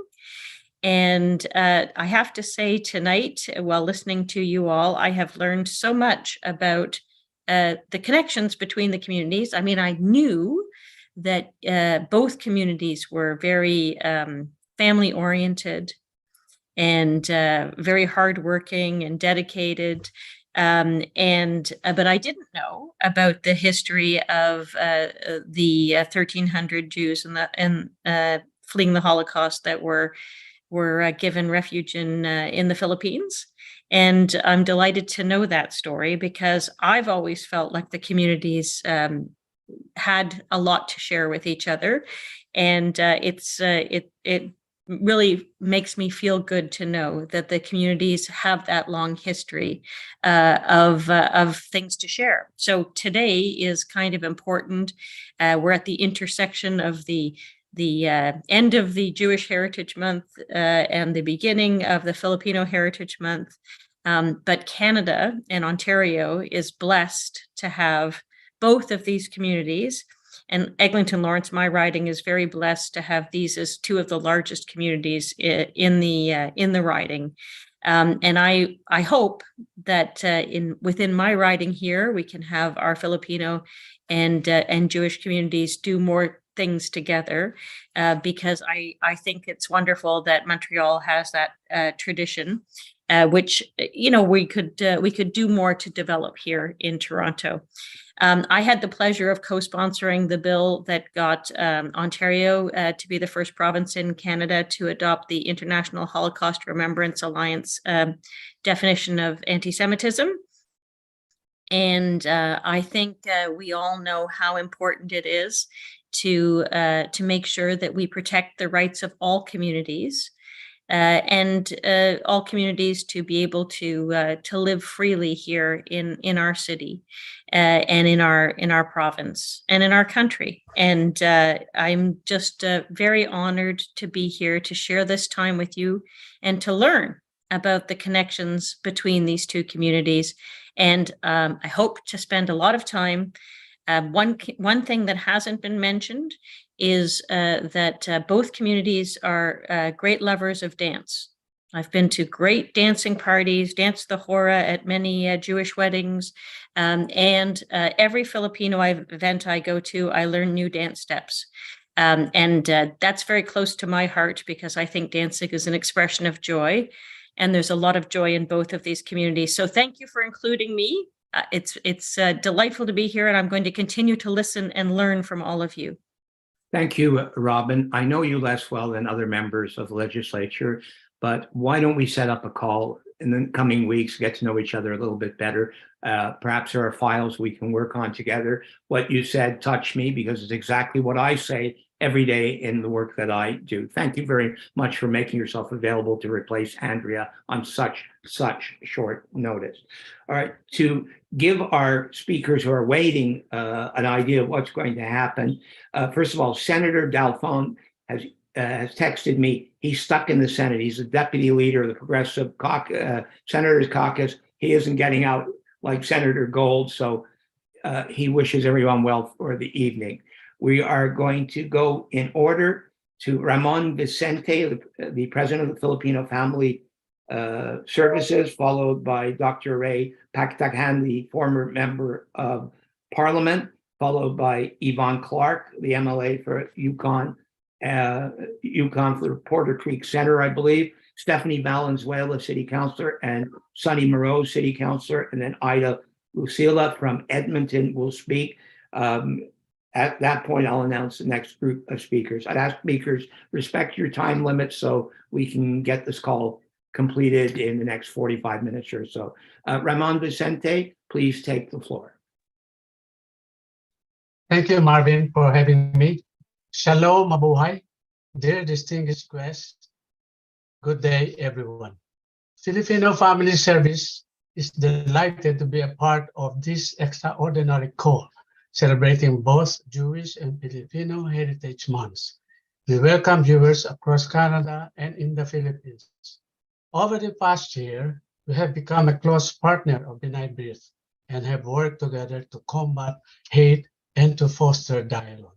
I commend Mr. Marvin Rotran, B'nai Brith's National Director of its League for Human Rights, who organized tonight's call and whose work has promoted a warm and growing relationship between Filipinos and Jews in a manner never seen before in Canada. Our Filipino community has always cherished our Heritage Month, but the new little of Jewish Heritage Month. Mr. Rotran's work has taken the Jewish Heritage Month from obscurity. Today, we join other communities in a symbolic handoff from May as Jewish Heritage Month to June as Filipino Heritage Month. Let us celebrate together. Our organization recently took part in B'nai Brith's consultation on the International Holocaust Remembrance Alliance definition of anti-Semitism. We have worked with B'nai Brith to call out anti-Semitism, anti-Asian racism, and other forms of hate. Together, we have called for new legislation to eradicate online hate. Last year, we joined B'nai Brith in alerting the public to President Quezon's open door policy that admitted Jewish refugees fleeing the Holocaust in the Philippines. It is a story that merits being told. The Philippines did what it could at a time of great need and life and death situation. This proves that the love that the Filipinos, the Jewish people, is much more stronger than the violence of hate force. Filipino and Jewish friendship can be traced to those days. The Philippines voted at the United Nations for the creation of the State of Israel, and two countries have enjoyed excellent diplomatic relations ever since. Permit me to salute all the attendees today.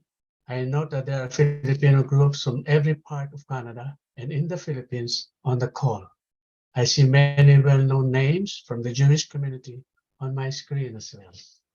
Let us reinforce our friendship and work together to achieve bright future for all and to all generations to come. Family Service, Filipino Family Service pledge its cooperation and collaboration in going forward. Maraming salamat po. Shalom at magandang buhay sa inyong lahat. Thank you, Mr. Vicente. We too appreciate our partnership with your organization, and we have witnessed growth in your organization, and we know you play a big role in the community. Our next speaker was the first Filipino elected to Parliament, Dr. Ray Pagatan. He was a cabinet minister in the Charest government, and he represented Winnipeg North. Dr. Ray, would you be kind enough to take the floor? Yes, good evening to all. Marvin, can you hear me? Yes, perfectly. And certainly, it is my greetings to say good morning and good evening to all. The marvel of technology, we can convene in 2 time zones. Magandang araw po sa inyong lahat. First, I congratulate the B'nai Brith and personally Marvin for convening this global virtual event to celebrate Filipino-Jewish friendship. Today, as we begin the Filipino Heritage Month in the country, as a Canadian, I am truly honored, humbled, and grateful to be a part of this gathering. One additional blessing is I would see and hear Reverend Orlando Procaccio, a good friend of many years ago, and Irwin Cutler, a colleague in Parliament, a former colleague in Parliament. Indeed, it fills me with a deep sense of pride to learn that my ancestral country opened its arms to European Jewish refugees fleeing the Holocaust from 1937 to 1941. I was too young then to know firsthand. I was barely 2 years old in 1937, and I had just entered grade school in 1941. But pleased to know that I can say now, learning of this historic act of human kindness, that no greater act of human decency, trust, and dignity can be found to see a nation, the Philippines, then under the United States government, welcome non-citizens and save them from certain death. And for non-citizens, the Jewish people, refugees, to place their trust in that foreign nation, the Philippines. What do I discern from this lesson of history? I discern the innate goodness of both the Jewish and the Filipino people. And that is the human virtue that fosters enduring friendship, as we know from history. I just want to inject parenthetically a personal experience, and that was I was one of the recipients of the wisdom of one of the Jewish refugees Dr. Eugenio Stransky, who would become my professor in hematology at the University of the Philippines College of Medicine. In closing, may this virtue of human goodness among our peoples inspire us all to trust and to live not in fear of who we are. And may we all join in friendship with the greater good of humanity wherever we are. Let this be our commitments and pledge to one another. Merci beaucoup. Shalom. Mabuhay. Salamat po. Thank you, Dr. Ray. I have not met you in person, and it's the first time actually we share a screen together, but I know who you are, and I know the respect the community has for you. You're a trailblazer, you really were. And there are many young people, including some who are going to speak after you, who are inspired by your example. And I'll go to one of them. Her name is Yvonne Clark. You may not know this. She's Filipino, and she is an elected member in the Yukon in the legislature. I was introduced to Yvonne by the Jewish Cultural Society of the Yukon, and they told me there are far more Filipinos in the Yukon than there are Jews. In fact, 15% of the population of the Yukon is now Filipino. Yvonne is proud to represent them. Yvonne, would you please take the floor? Thank you. Thank you very much, Marvin and Rick Karp, for thinking of the Filipino community in the Yukon. Rick has been an integral member of the Whitehorse business community for many years and always has the Yukon's interests at heart, whether it is by bringing the first McDonald's north of 60 to running the Whitehorse Chamber of Commerce and even running for public office. Everyone knows Rick.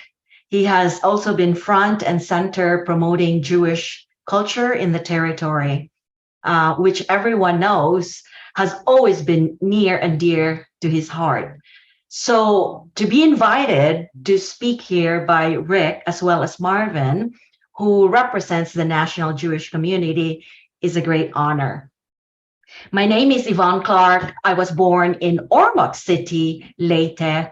I grew up in Dumaguete City, Negros Oriental, Philippines. I immigrated to Canada 29 years ago.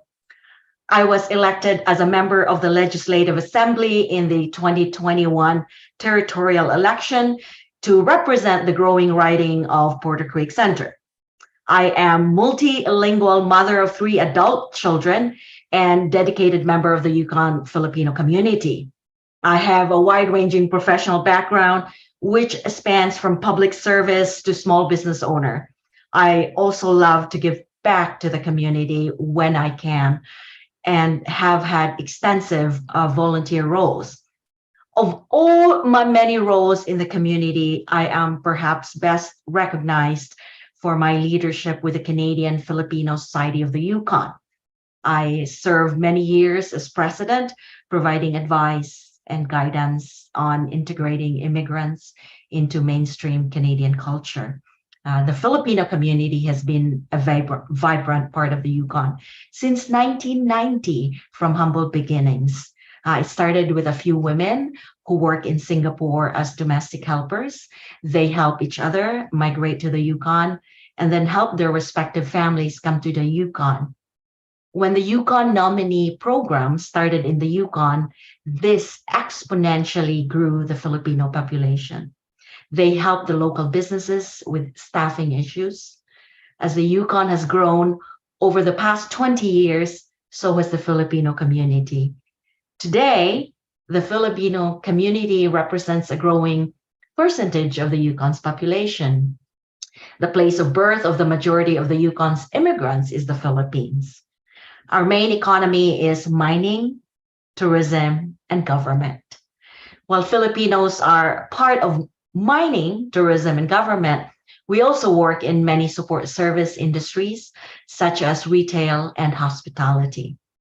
The Canadian Filipino Association of Yukon is a very active society and contributes to the cultural, political, economic fabric of the territory. We volunteer and we put together local events for the whole community. This may seem like a familiar pattern for the Jewish community, as we can see you do many of the same activities, not only in the Yukon, but across Canada. The Filipino and Jewish communities have a lot more in common that you may realize. We live in parts of the world that is not our home origin. We thrive because we look after each other. We are resilient and we make the best of what we have. We can be found all over the world. We support our family back home. We faced racism and hatred. We also fight to eradicate and advocate for human rights issues spanning the civil, political, religious, and cultural sectors. We work hard and gained respect for who we are and what we contribute to the land we live in. In other words, we share the same values. We continue to practice our own traditions and cultural values while helping others in the community. We give back and we help when we can. Thank you again to Rick and Marvin and everyone participating today for allowing me to bring greetings from the Yukon. Salamat po. Shalom. Mabuhay. Thank you, Yvonne. I think you'll probably make Dr. Ray rather proud as he sees that Filipinos are moving into all sorts of fields and endeavor in Canada, including political life. By the way, the Yukon, the Jewish Cultural Society of the Yukon told me there had been 200 Jews in the Yukon during the gold rush. And so Jews go back to the founding of the territory. As well, I have a message for you. Curry Dixon, who is the leader of the opposition, the head of your party, has pledged to support the International Holocaust Remembrance Alliance definition of anti-Semitism and working to get it done.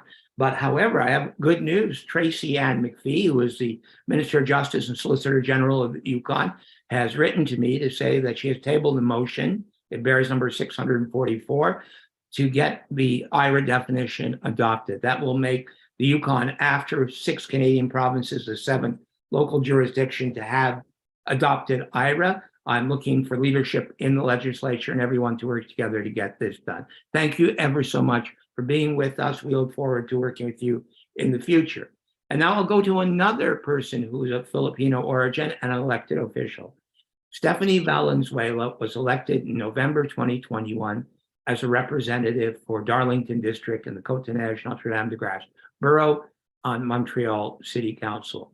She represents a district that looks very much like some of the others that were described tonight, whether it's Robin Martin or Anthony Housefather or Yaira Sachs. Her district has a very large Filipino population and a very large Jewish population. I asked Stephanie Valenzuela to take the floor.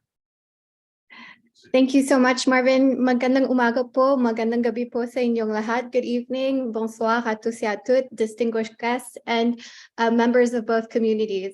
It is an honor to address you in this important virtual gathering as we hand off the symbolic torch, passing from the Jewish to the Filipino Heritage Months. My name is Stephanie Valenzuela, and it is an honor for me to be with you tonight. I am the first person of Filipino origin to proudly represent on the City Council of Montreal. I represent, as Marvin just stated, the District of Darlington, one of Montreal's and possibly Canada's most diverse neighborhoods. Filipinos and Jews constitute the largest groups in my district, and they do in the adjacent district as well of my colleague in the District of Snowdon, represented by Mr. Sunny Burrows. Last year, I seconded a motion that Sunny tabled at City Council recognizing May as Jewish Heritage Month.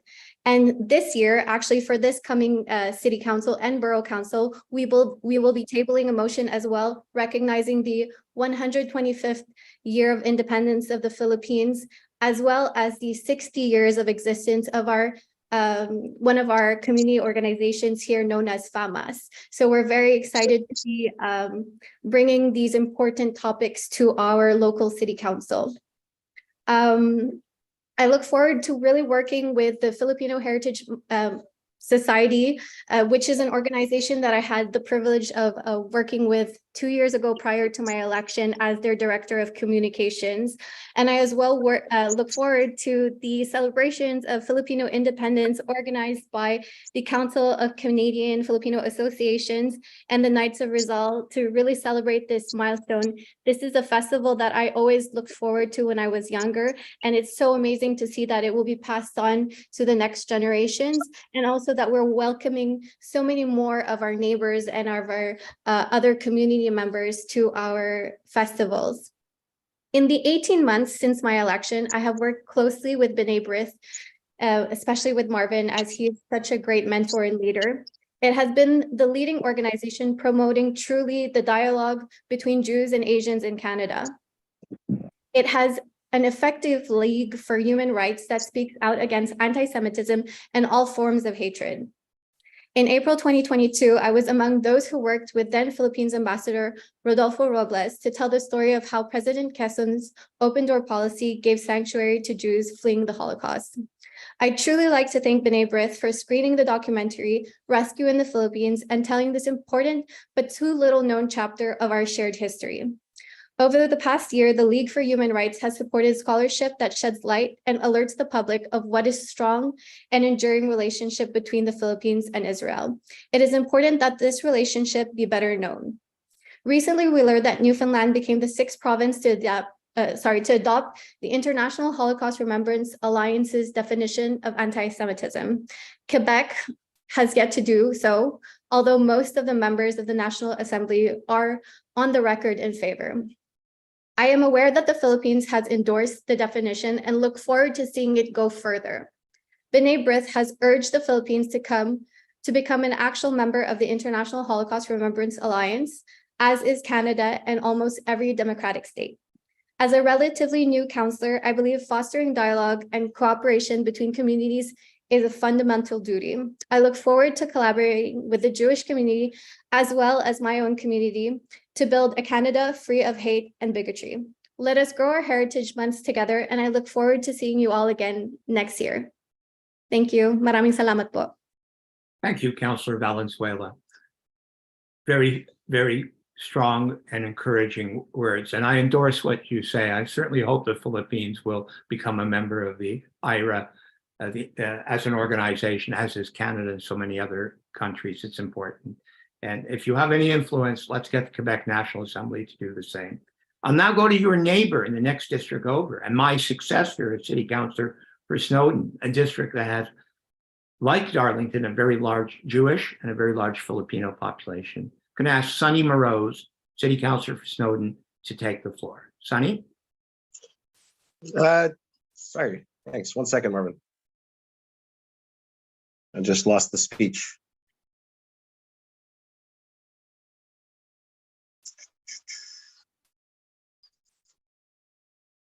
One sec. Would you like us to come back to you in a few minutes after the next speaker, Sonny? Yeah, please. Sorry, I thought it was 2 after staff. All right. I'm going to go to Ida Lucilla from the Edmonton Philippine International Center. Ida's a well-known artist and person who has great links with the Jewish community in Edmonton. In fact, was instrumental with working with Abe Silverman, our Alberta regional manager, to screen Rescue in the Philippines last weekend. Ida, would you be kind enough to take the floor? Thank you, Marvin. Your Excellencies, honorable members of government, and respected guests. It is an honor to be part of this global gathering on the official handoff from May Jewish Heritage Month to June Philippine Heritage Month. The Edmonton Philippine International Center had the great pleasure of partnering with B'nai Brith Canada Alberta chapter in celebrating our respective heritage months in an event last Sunday, May 28, with a screening of the documentary Rescue in the Philippines, Refuge from the Holocaust. This remarkable collaboration and fellowship between two vibrant and culturally rich communities was a testament to the power of unity and the recognition of the importance of embracing diverse heritages. We also express our utmost pride in the initiative to honor Philippine President Manuel L. Quezon for his remarkable efforts to save Jews during the Holocaust. This act of remembrance serves as a testament to the enduring spirit of compassion and solidarity that transcends borders and brings communities together.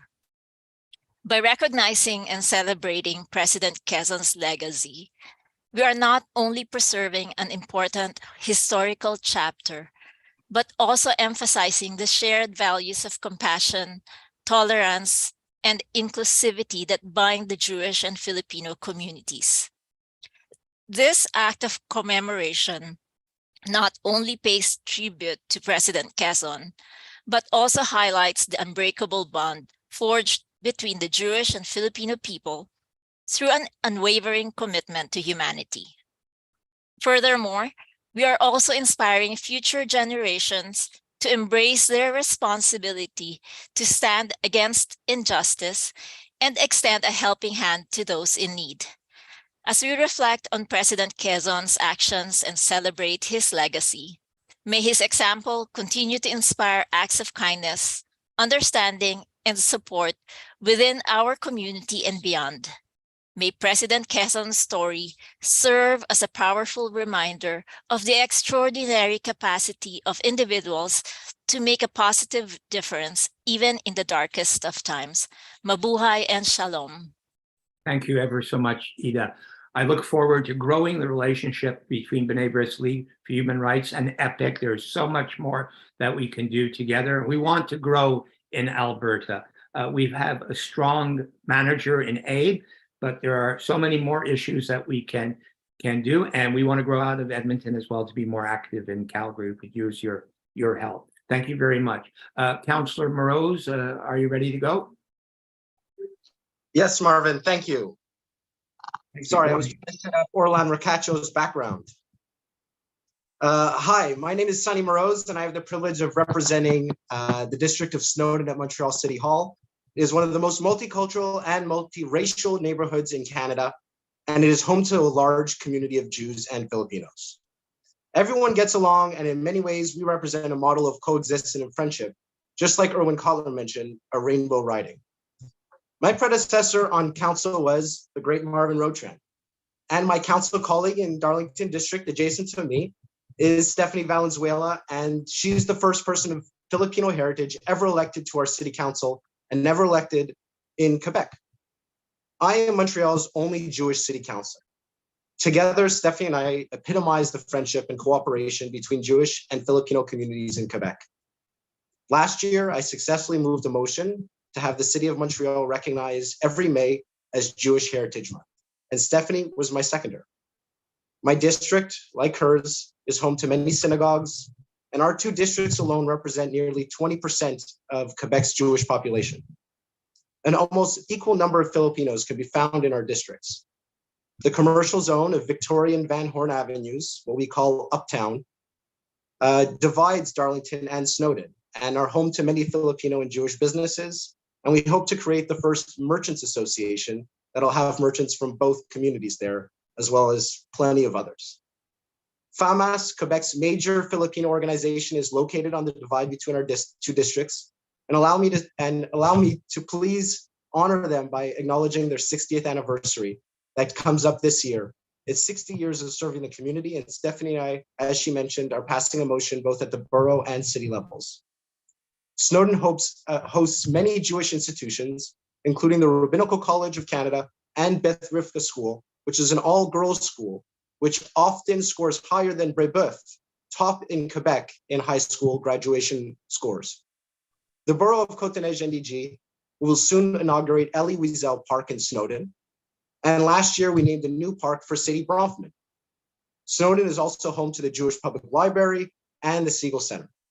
It's also home to Dr. Jose Rizal, a green space that has a statue of the Philippines' national hero and serves for many important community events. The two communities interact daily and are getting to know about their respective histories and traditions, often attending each other's events like tonight. And that's why I really want to praise B'nai Brith's work to highlight President Quezon and the rescue in the Philippines showing.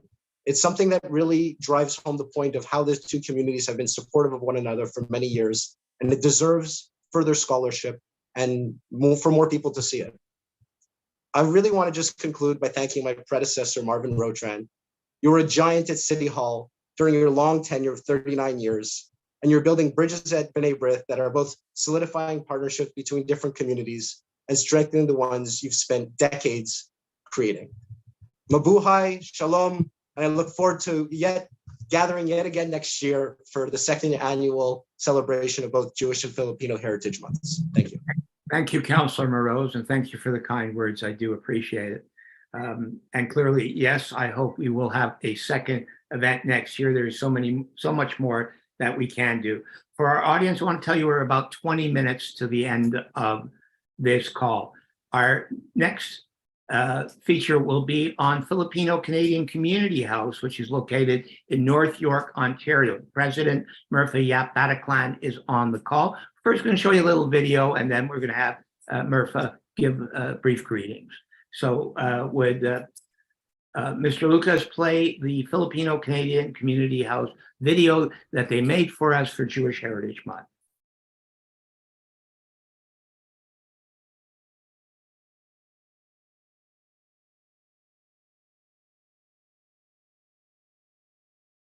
Shalom! Greetings of peace to B'nai Brith, Canada, from Filipino Canadian Community House on the celebration of May Jewish Heritage Month 2023. Hope to see you in Israel!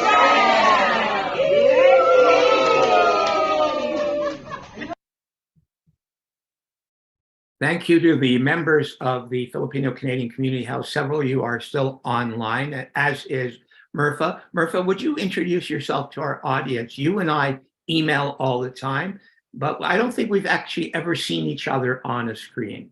So now you see me on the screen. Thank you so much, Marvin, for creating such an encouraging ambiance between the B'nai Brith and the Filipino Canadian Community House. I believe that our cooperation and collaboration is getting stronger every day. And in fact, we are very grateful that you have been promoting the story of the open door policy of President Quezon.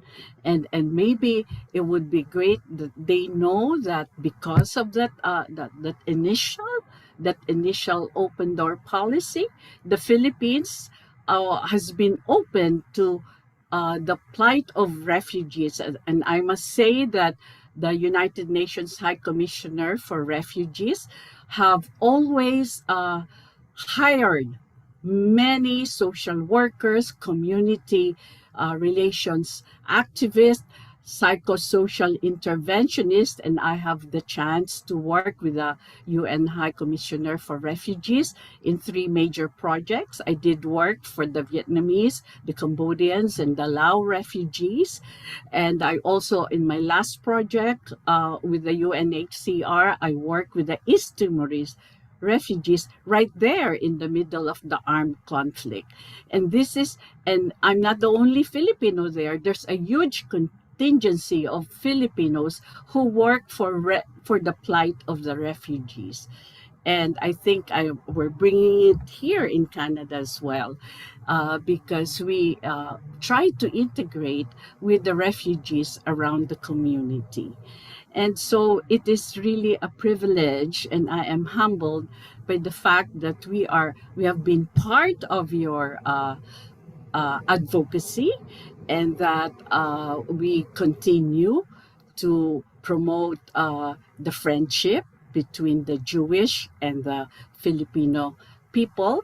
As you know, many Filipinos have worked for the Jewish people, even in Israel or here in Canada. And you already know that we are partners in caring for the Jewish children as much as we care for our Filipino children as well. And so it is really a humbling experience to meet all the officials, His Excellency, Her Excellency, the senators, honorable senators, MPPs and MPs. I am pleased to introduce the Filipino Canadian Community House, which is a charity and not-for-profit organization. And that is why, in humility, I was expecting Honorable Minister Michael Ford to hear me, because it has been part of our program for this year to visit the historic Israel Friendship Monument in Rishon in Israel. But the problem, there is a travel agency willing to bring us there.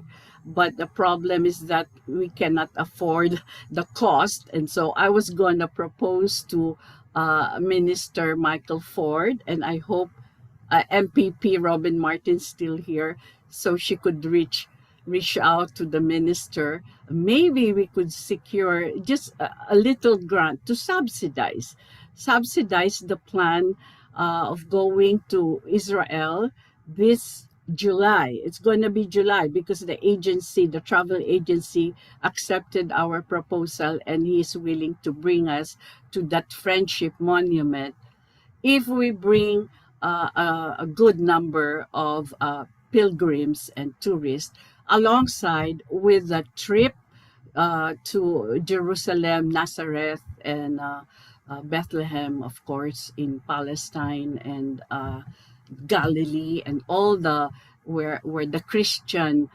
faith is very strong and celebrated. We were thinking of asking for a grant, but I hope Minister Minister Ford can still look into this, and maybe Marvin, you can help us connect with him. Thank you, Murpha. What I will do is I'll put you in touch with his staff person who happens to be Filipino, Mark, who will probably be able to cut through the red tape, at least get you a hearing. I thank you very much for your words this evening. We're going to go now to two other senators, both who will be on video. One is a senator in the Philippines, the other is a senator in Canada. We'll go to Francis Tolentino, who actually held high office in Metro Manila for 10 years before becoming a senator. I believe he's been a senator since the last election. And I'll ask Lucas to play the video from Francis Tolentino. It's a hammer of justice. It's a bell of freedom. It's a song about love between the brothers and the sisters all over this land. First of all, I'd like to express my gratitude to the B'nai Brith International for giving me this honor to be with you in the celebration of the historic friendship between Filipinos and Jews during this Heritage Month Society. This occasion provides us with an opportunity to reflect on the extraordinary acts of compassion and solidarity that have shaped our nation's relationship. We are here to pay tribute to President Quezon's open door policy, a shining example of humanity and empathy during the darkest chapters in our history. His compassionate decision allowed over 1,000 European Jews to find solace and build lives in our place here in the Philippines. And this remarkable act of kindness not only saved lives, but also strengthened the bonds between our communities. I've been to Jerusalem several times, and it reminds us of the shared values we hold dear: compassion, tolerance, and deep appreciation for the dignity of every human being. It is a testament to the power of friendship and the capacity of individuals and nations to make a difference in the lives of others. The strong and growing relations between the State of Israel and the Republic of the Philippines further exemplify our shared commitment to cooperation and mutual understanding. Through various agreements and collaborations, we have fostered closer ties in areas such as aviation, trade, and tourism. But beyond the realms of democracy and commerce, our cultural ties have flourished. The Philippines, with its rich history and diverse heritage, has always embraced the spirit of compassion. Even before becoming a state party to the 1951 Refugee Convention, Filipinos opened their hearts and homes to those in need, extending protection to forcibly displaced individuals. The stories of Manila nurse, the 1,300 European Jews who found sanctuary in Manila during World War II exemplify the lasting bond between our nations. These survivors who consider the Philippines their second home are a testament to the enduring spirit of friendship and that binds us together. Today, we acknowledge the presence of the small but vibrant Jewish community in the Philippines. Their contributions to our society, particularly in areas such as business, arts, and culture, enrich the tapestry of our nation. Metro Manila, with the largest Jewish community, serves as a testament to the thriving cultural exchange between Filipinos and Jews. As we celebrate Filipino Heritage Month and the historic friendship between our society, our communities, let us continue to foster understanding and dialogue and cooperation. By doing so, we honor the legacy of President Quezon and those who exemplify the values of compassion and humanity. And if I may add, I met a group before, I think that was last month, and we hope to have a small museum in the areas where the Jews lived before, somewhere in Samar. Again, thank you, and may our shared heritage and friendship continue to inspire generations to come. This is Senator Francis Tolentino. It's a hammer of justice.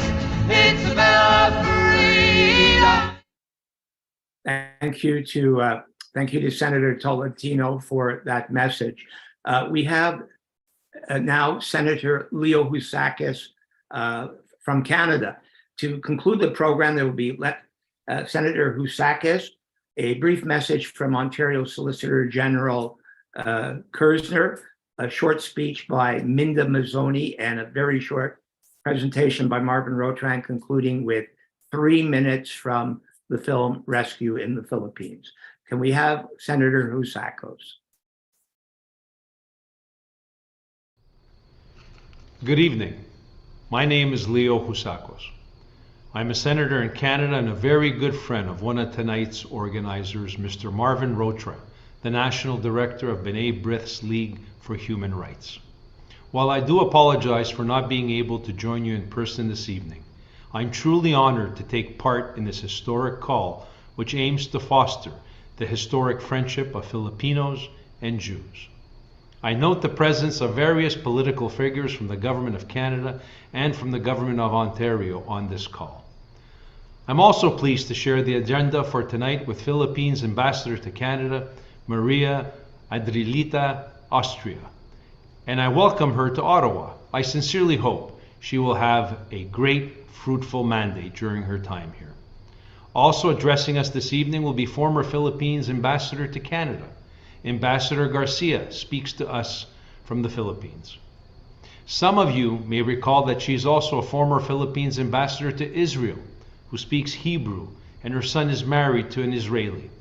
Ambassador Garcia truly incarnates the links between the Filipino and Jewish peoples.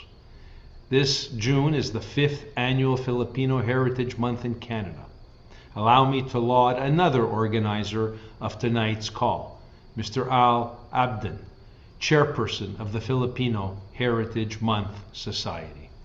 Your work to express the pride that Filipinos have in their heritage is exemplary, as is your collaboration with B'nai Brith to foster Jewish-Filipino cooperation and friendship. It has been my privilege to work closely with B'nai Brith Canada over the past years to combat anti-Semitism and to celebrate the contributions that the Jewish community has made to the success of Canada. I hope to have the opportunity to enhance my work with the Filipino community as well. I know you take pride in your history and your culture.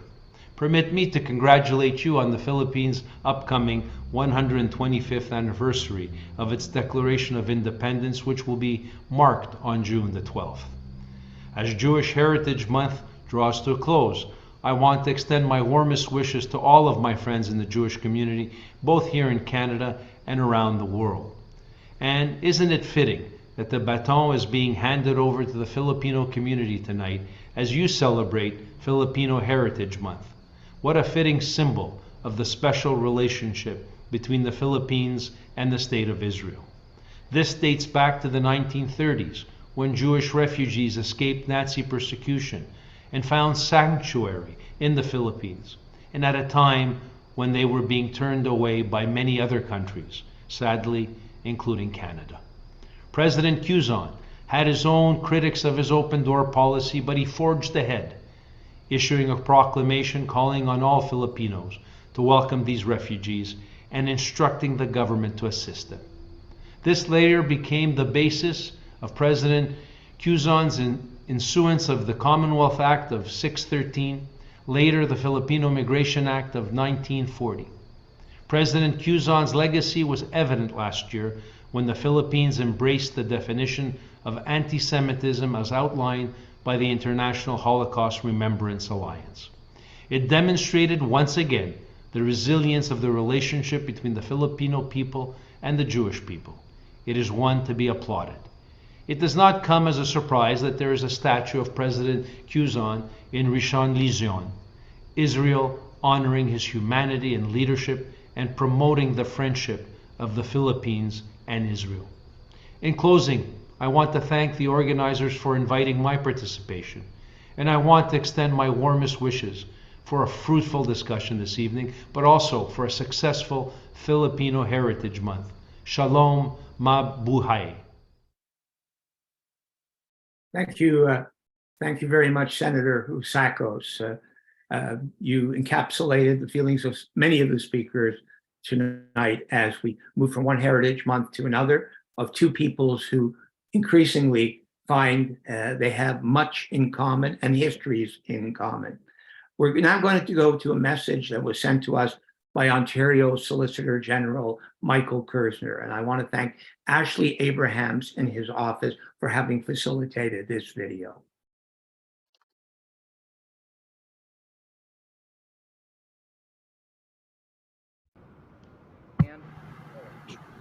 It's Michael Kersner, Solicitor General for Ontario and very proud MPP of York Centre, right here at the footsteps of our democracy at the Ontario Legislature. I want to acknowledge the conclusion of Jewish Heritage Month, which just concluded in the month of May, and I want to look forward to Filipino Heritage Month this month of June. I want to acknowledge the incredible ties between the Philippine community and the Jewish community here in Ontario.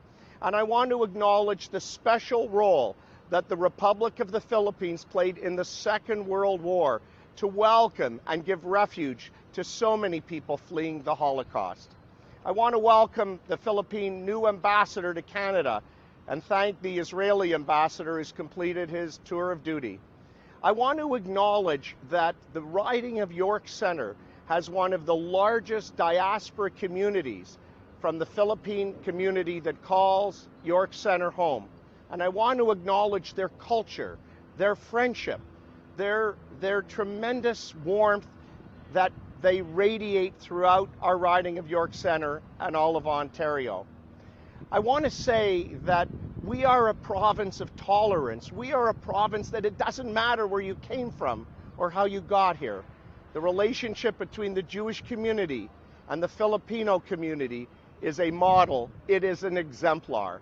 And I want to again wish the Filipino community have a wonderful month to celebrate your heritage. We will be with you every step of the way. Thank you, Solicitor General Kersner. Many of our speakers tonight come from ridings, whether it's provincial or federal or municipal districts, have similarities. They speak for large populations of Jews and large populations of Filipinos. And all of them have stressed common themes that the two peoples get along well, that they do have common values and common histories, and that they are increasingly building partnerships here in Canada and elsewhere in the world. I want to thank my last speaker before my slide presentation and our film presentation, and that is Minda Mazzoni of the Federation of Filipino Canadian Association, for her patience. She's the last of our official speakers tonight, and I ask her to take the floor. Minda?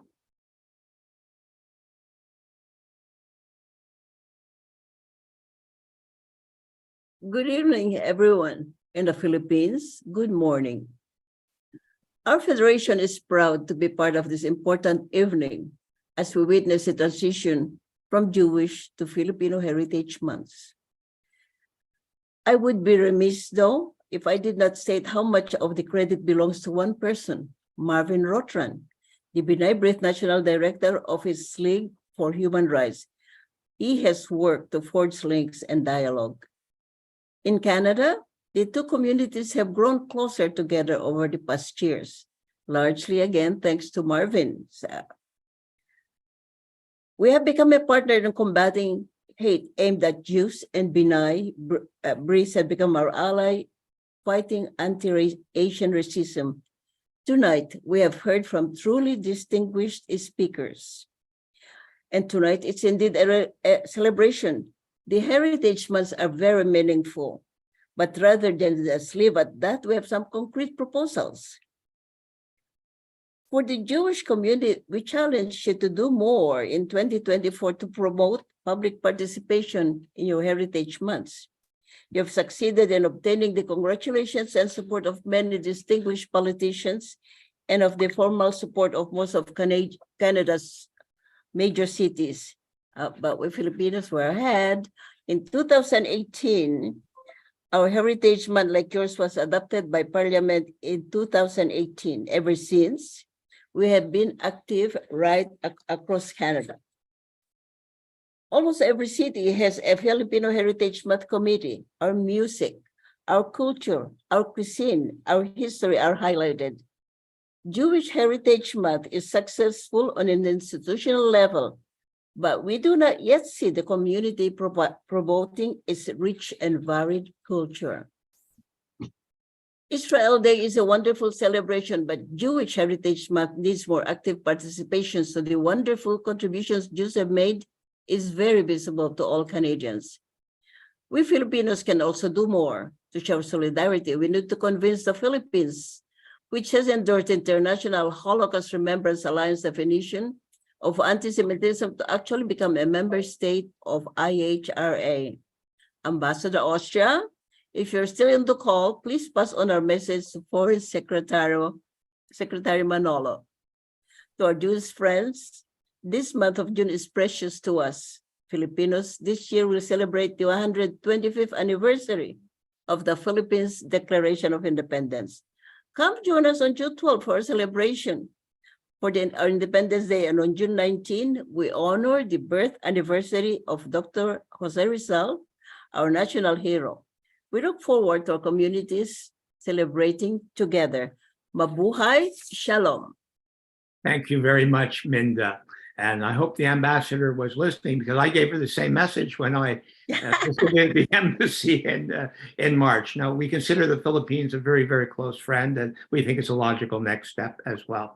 We're all now going to have a very short tutorial, and I'm going to give it, and I'm going to ask Luca to put my slides on the screen.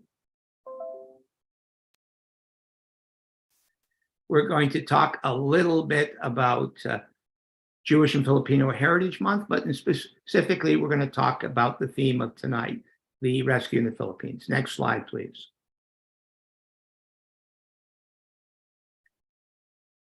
We're going to show you after this a brief clip from the film Rescue in the Philippines, which was made by Frieder Films. The Frieder brothers were instrumental working with President Quezon to open the doors of the Philippines to start getting visas issued so that Jews fleeing Nazi Germany could find shelter in the Philippines. Next slide. His Excellency President Quezon, he actually hoped for as many as 25,000 Jewish refugees a year. The United States State Department largely stymied his efforts, but still 1,300 were saved. Next slide. November 29, 1947 was an extremely important day for the Jewish people. It was the day the United Nations General Assembly voted Resolution 181. It was adopted by an overwhelming majority in favor of the rebirth of the State of Israel. Next slide. The Philippines was the only Asian country to vote in favor of that important resolution. On screen, you see Elpidio Quirino. He was the foreign secretary of the Philippines, and he said, "I stand with Israel. The Philippines votes yes." Later, he would become the president of the Philippines, and he would work towards enhancing the relations between these two relatively recently newly independent countries, the Philippines and the State of Israel. Next slide. In 2021, when I was still a city councilor, approached Ambassador Robles to ask that he pass on our request to the Philippines that it endorse the IHRA definition of anti-Semitism and consider joining the IHRA as an organization. I'm pleased to say that Foreign Secretary Locsin did endorse the IHRA definition and wrote to Israeli Foreign Minister Yair Lapid, who later became Prime Minister of Israel, that the Philippines does endorse IHRA. Next slide. In February 2022, Foreign Secretary Locsin welcomed the Israeli ambassador to celebrate 64 years of strong diplomatic relations. Some of our themes, including IHRA, I believe, were discussed at that meeting. Next slide. This is a picture of myself with Assistant Secretary of Foreign Affairs, Nathaniel Neal Imperial, at the Department of Foreign Affairs at Pasay City in Manila. Neil spoke earlier in this call. We had his video from inside the Philippines Embassy in Tel Aviv.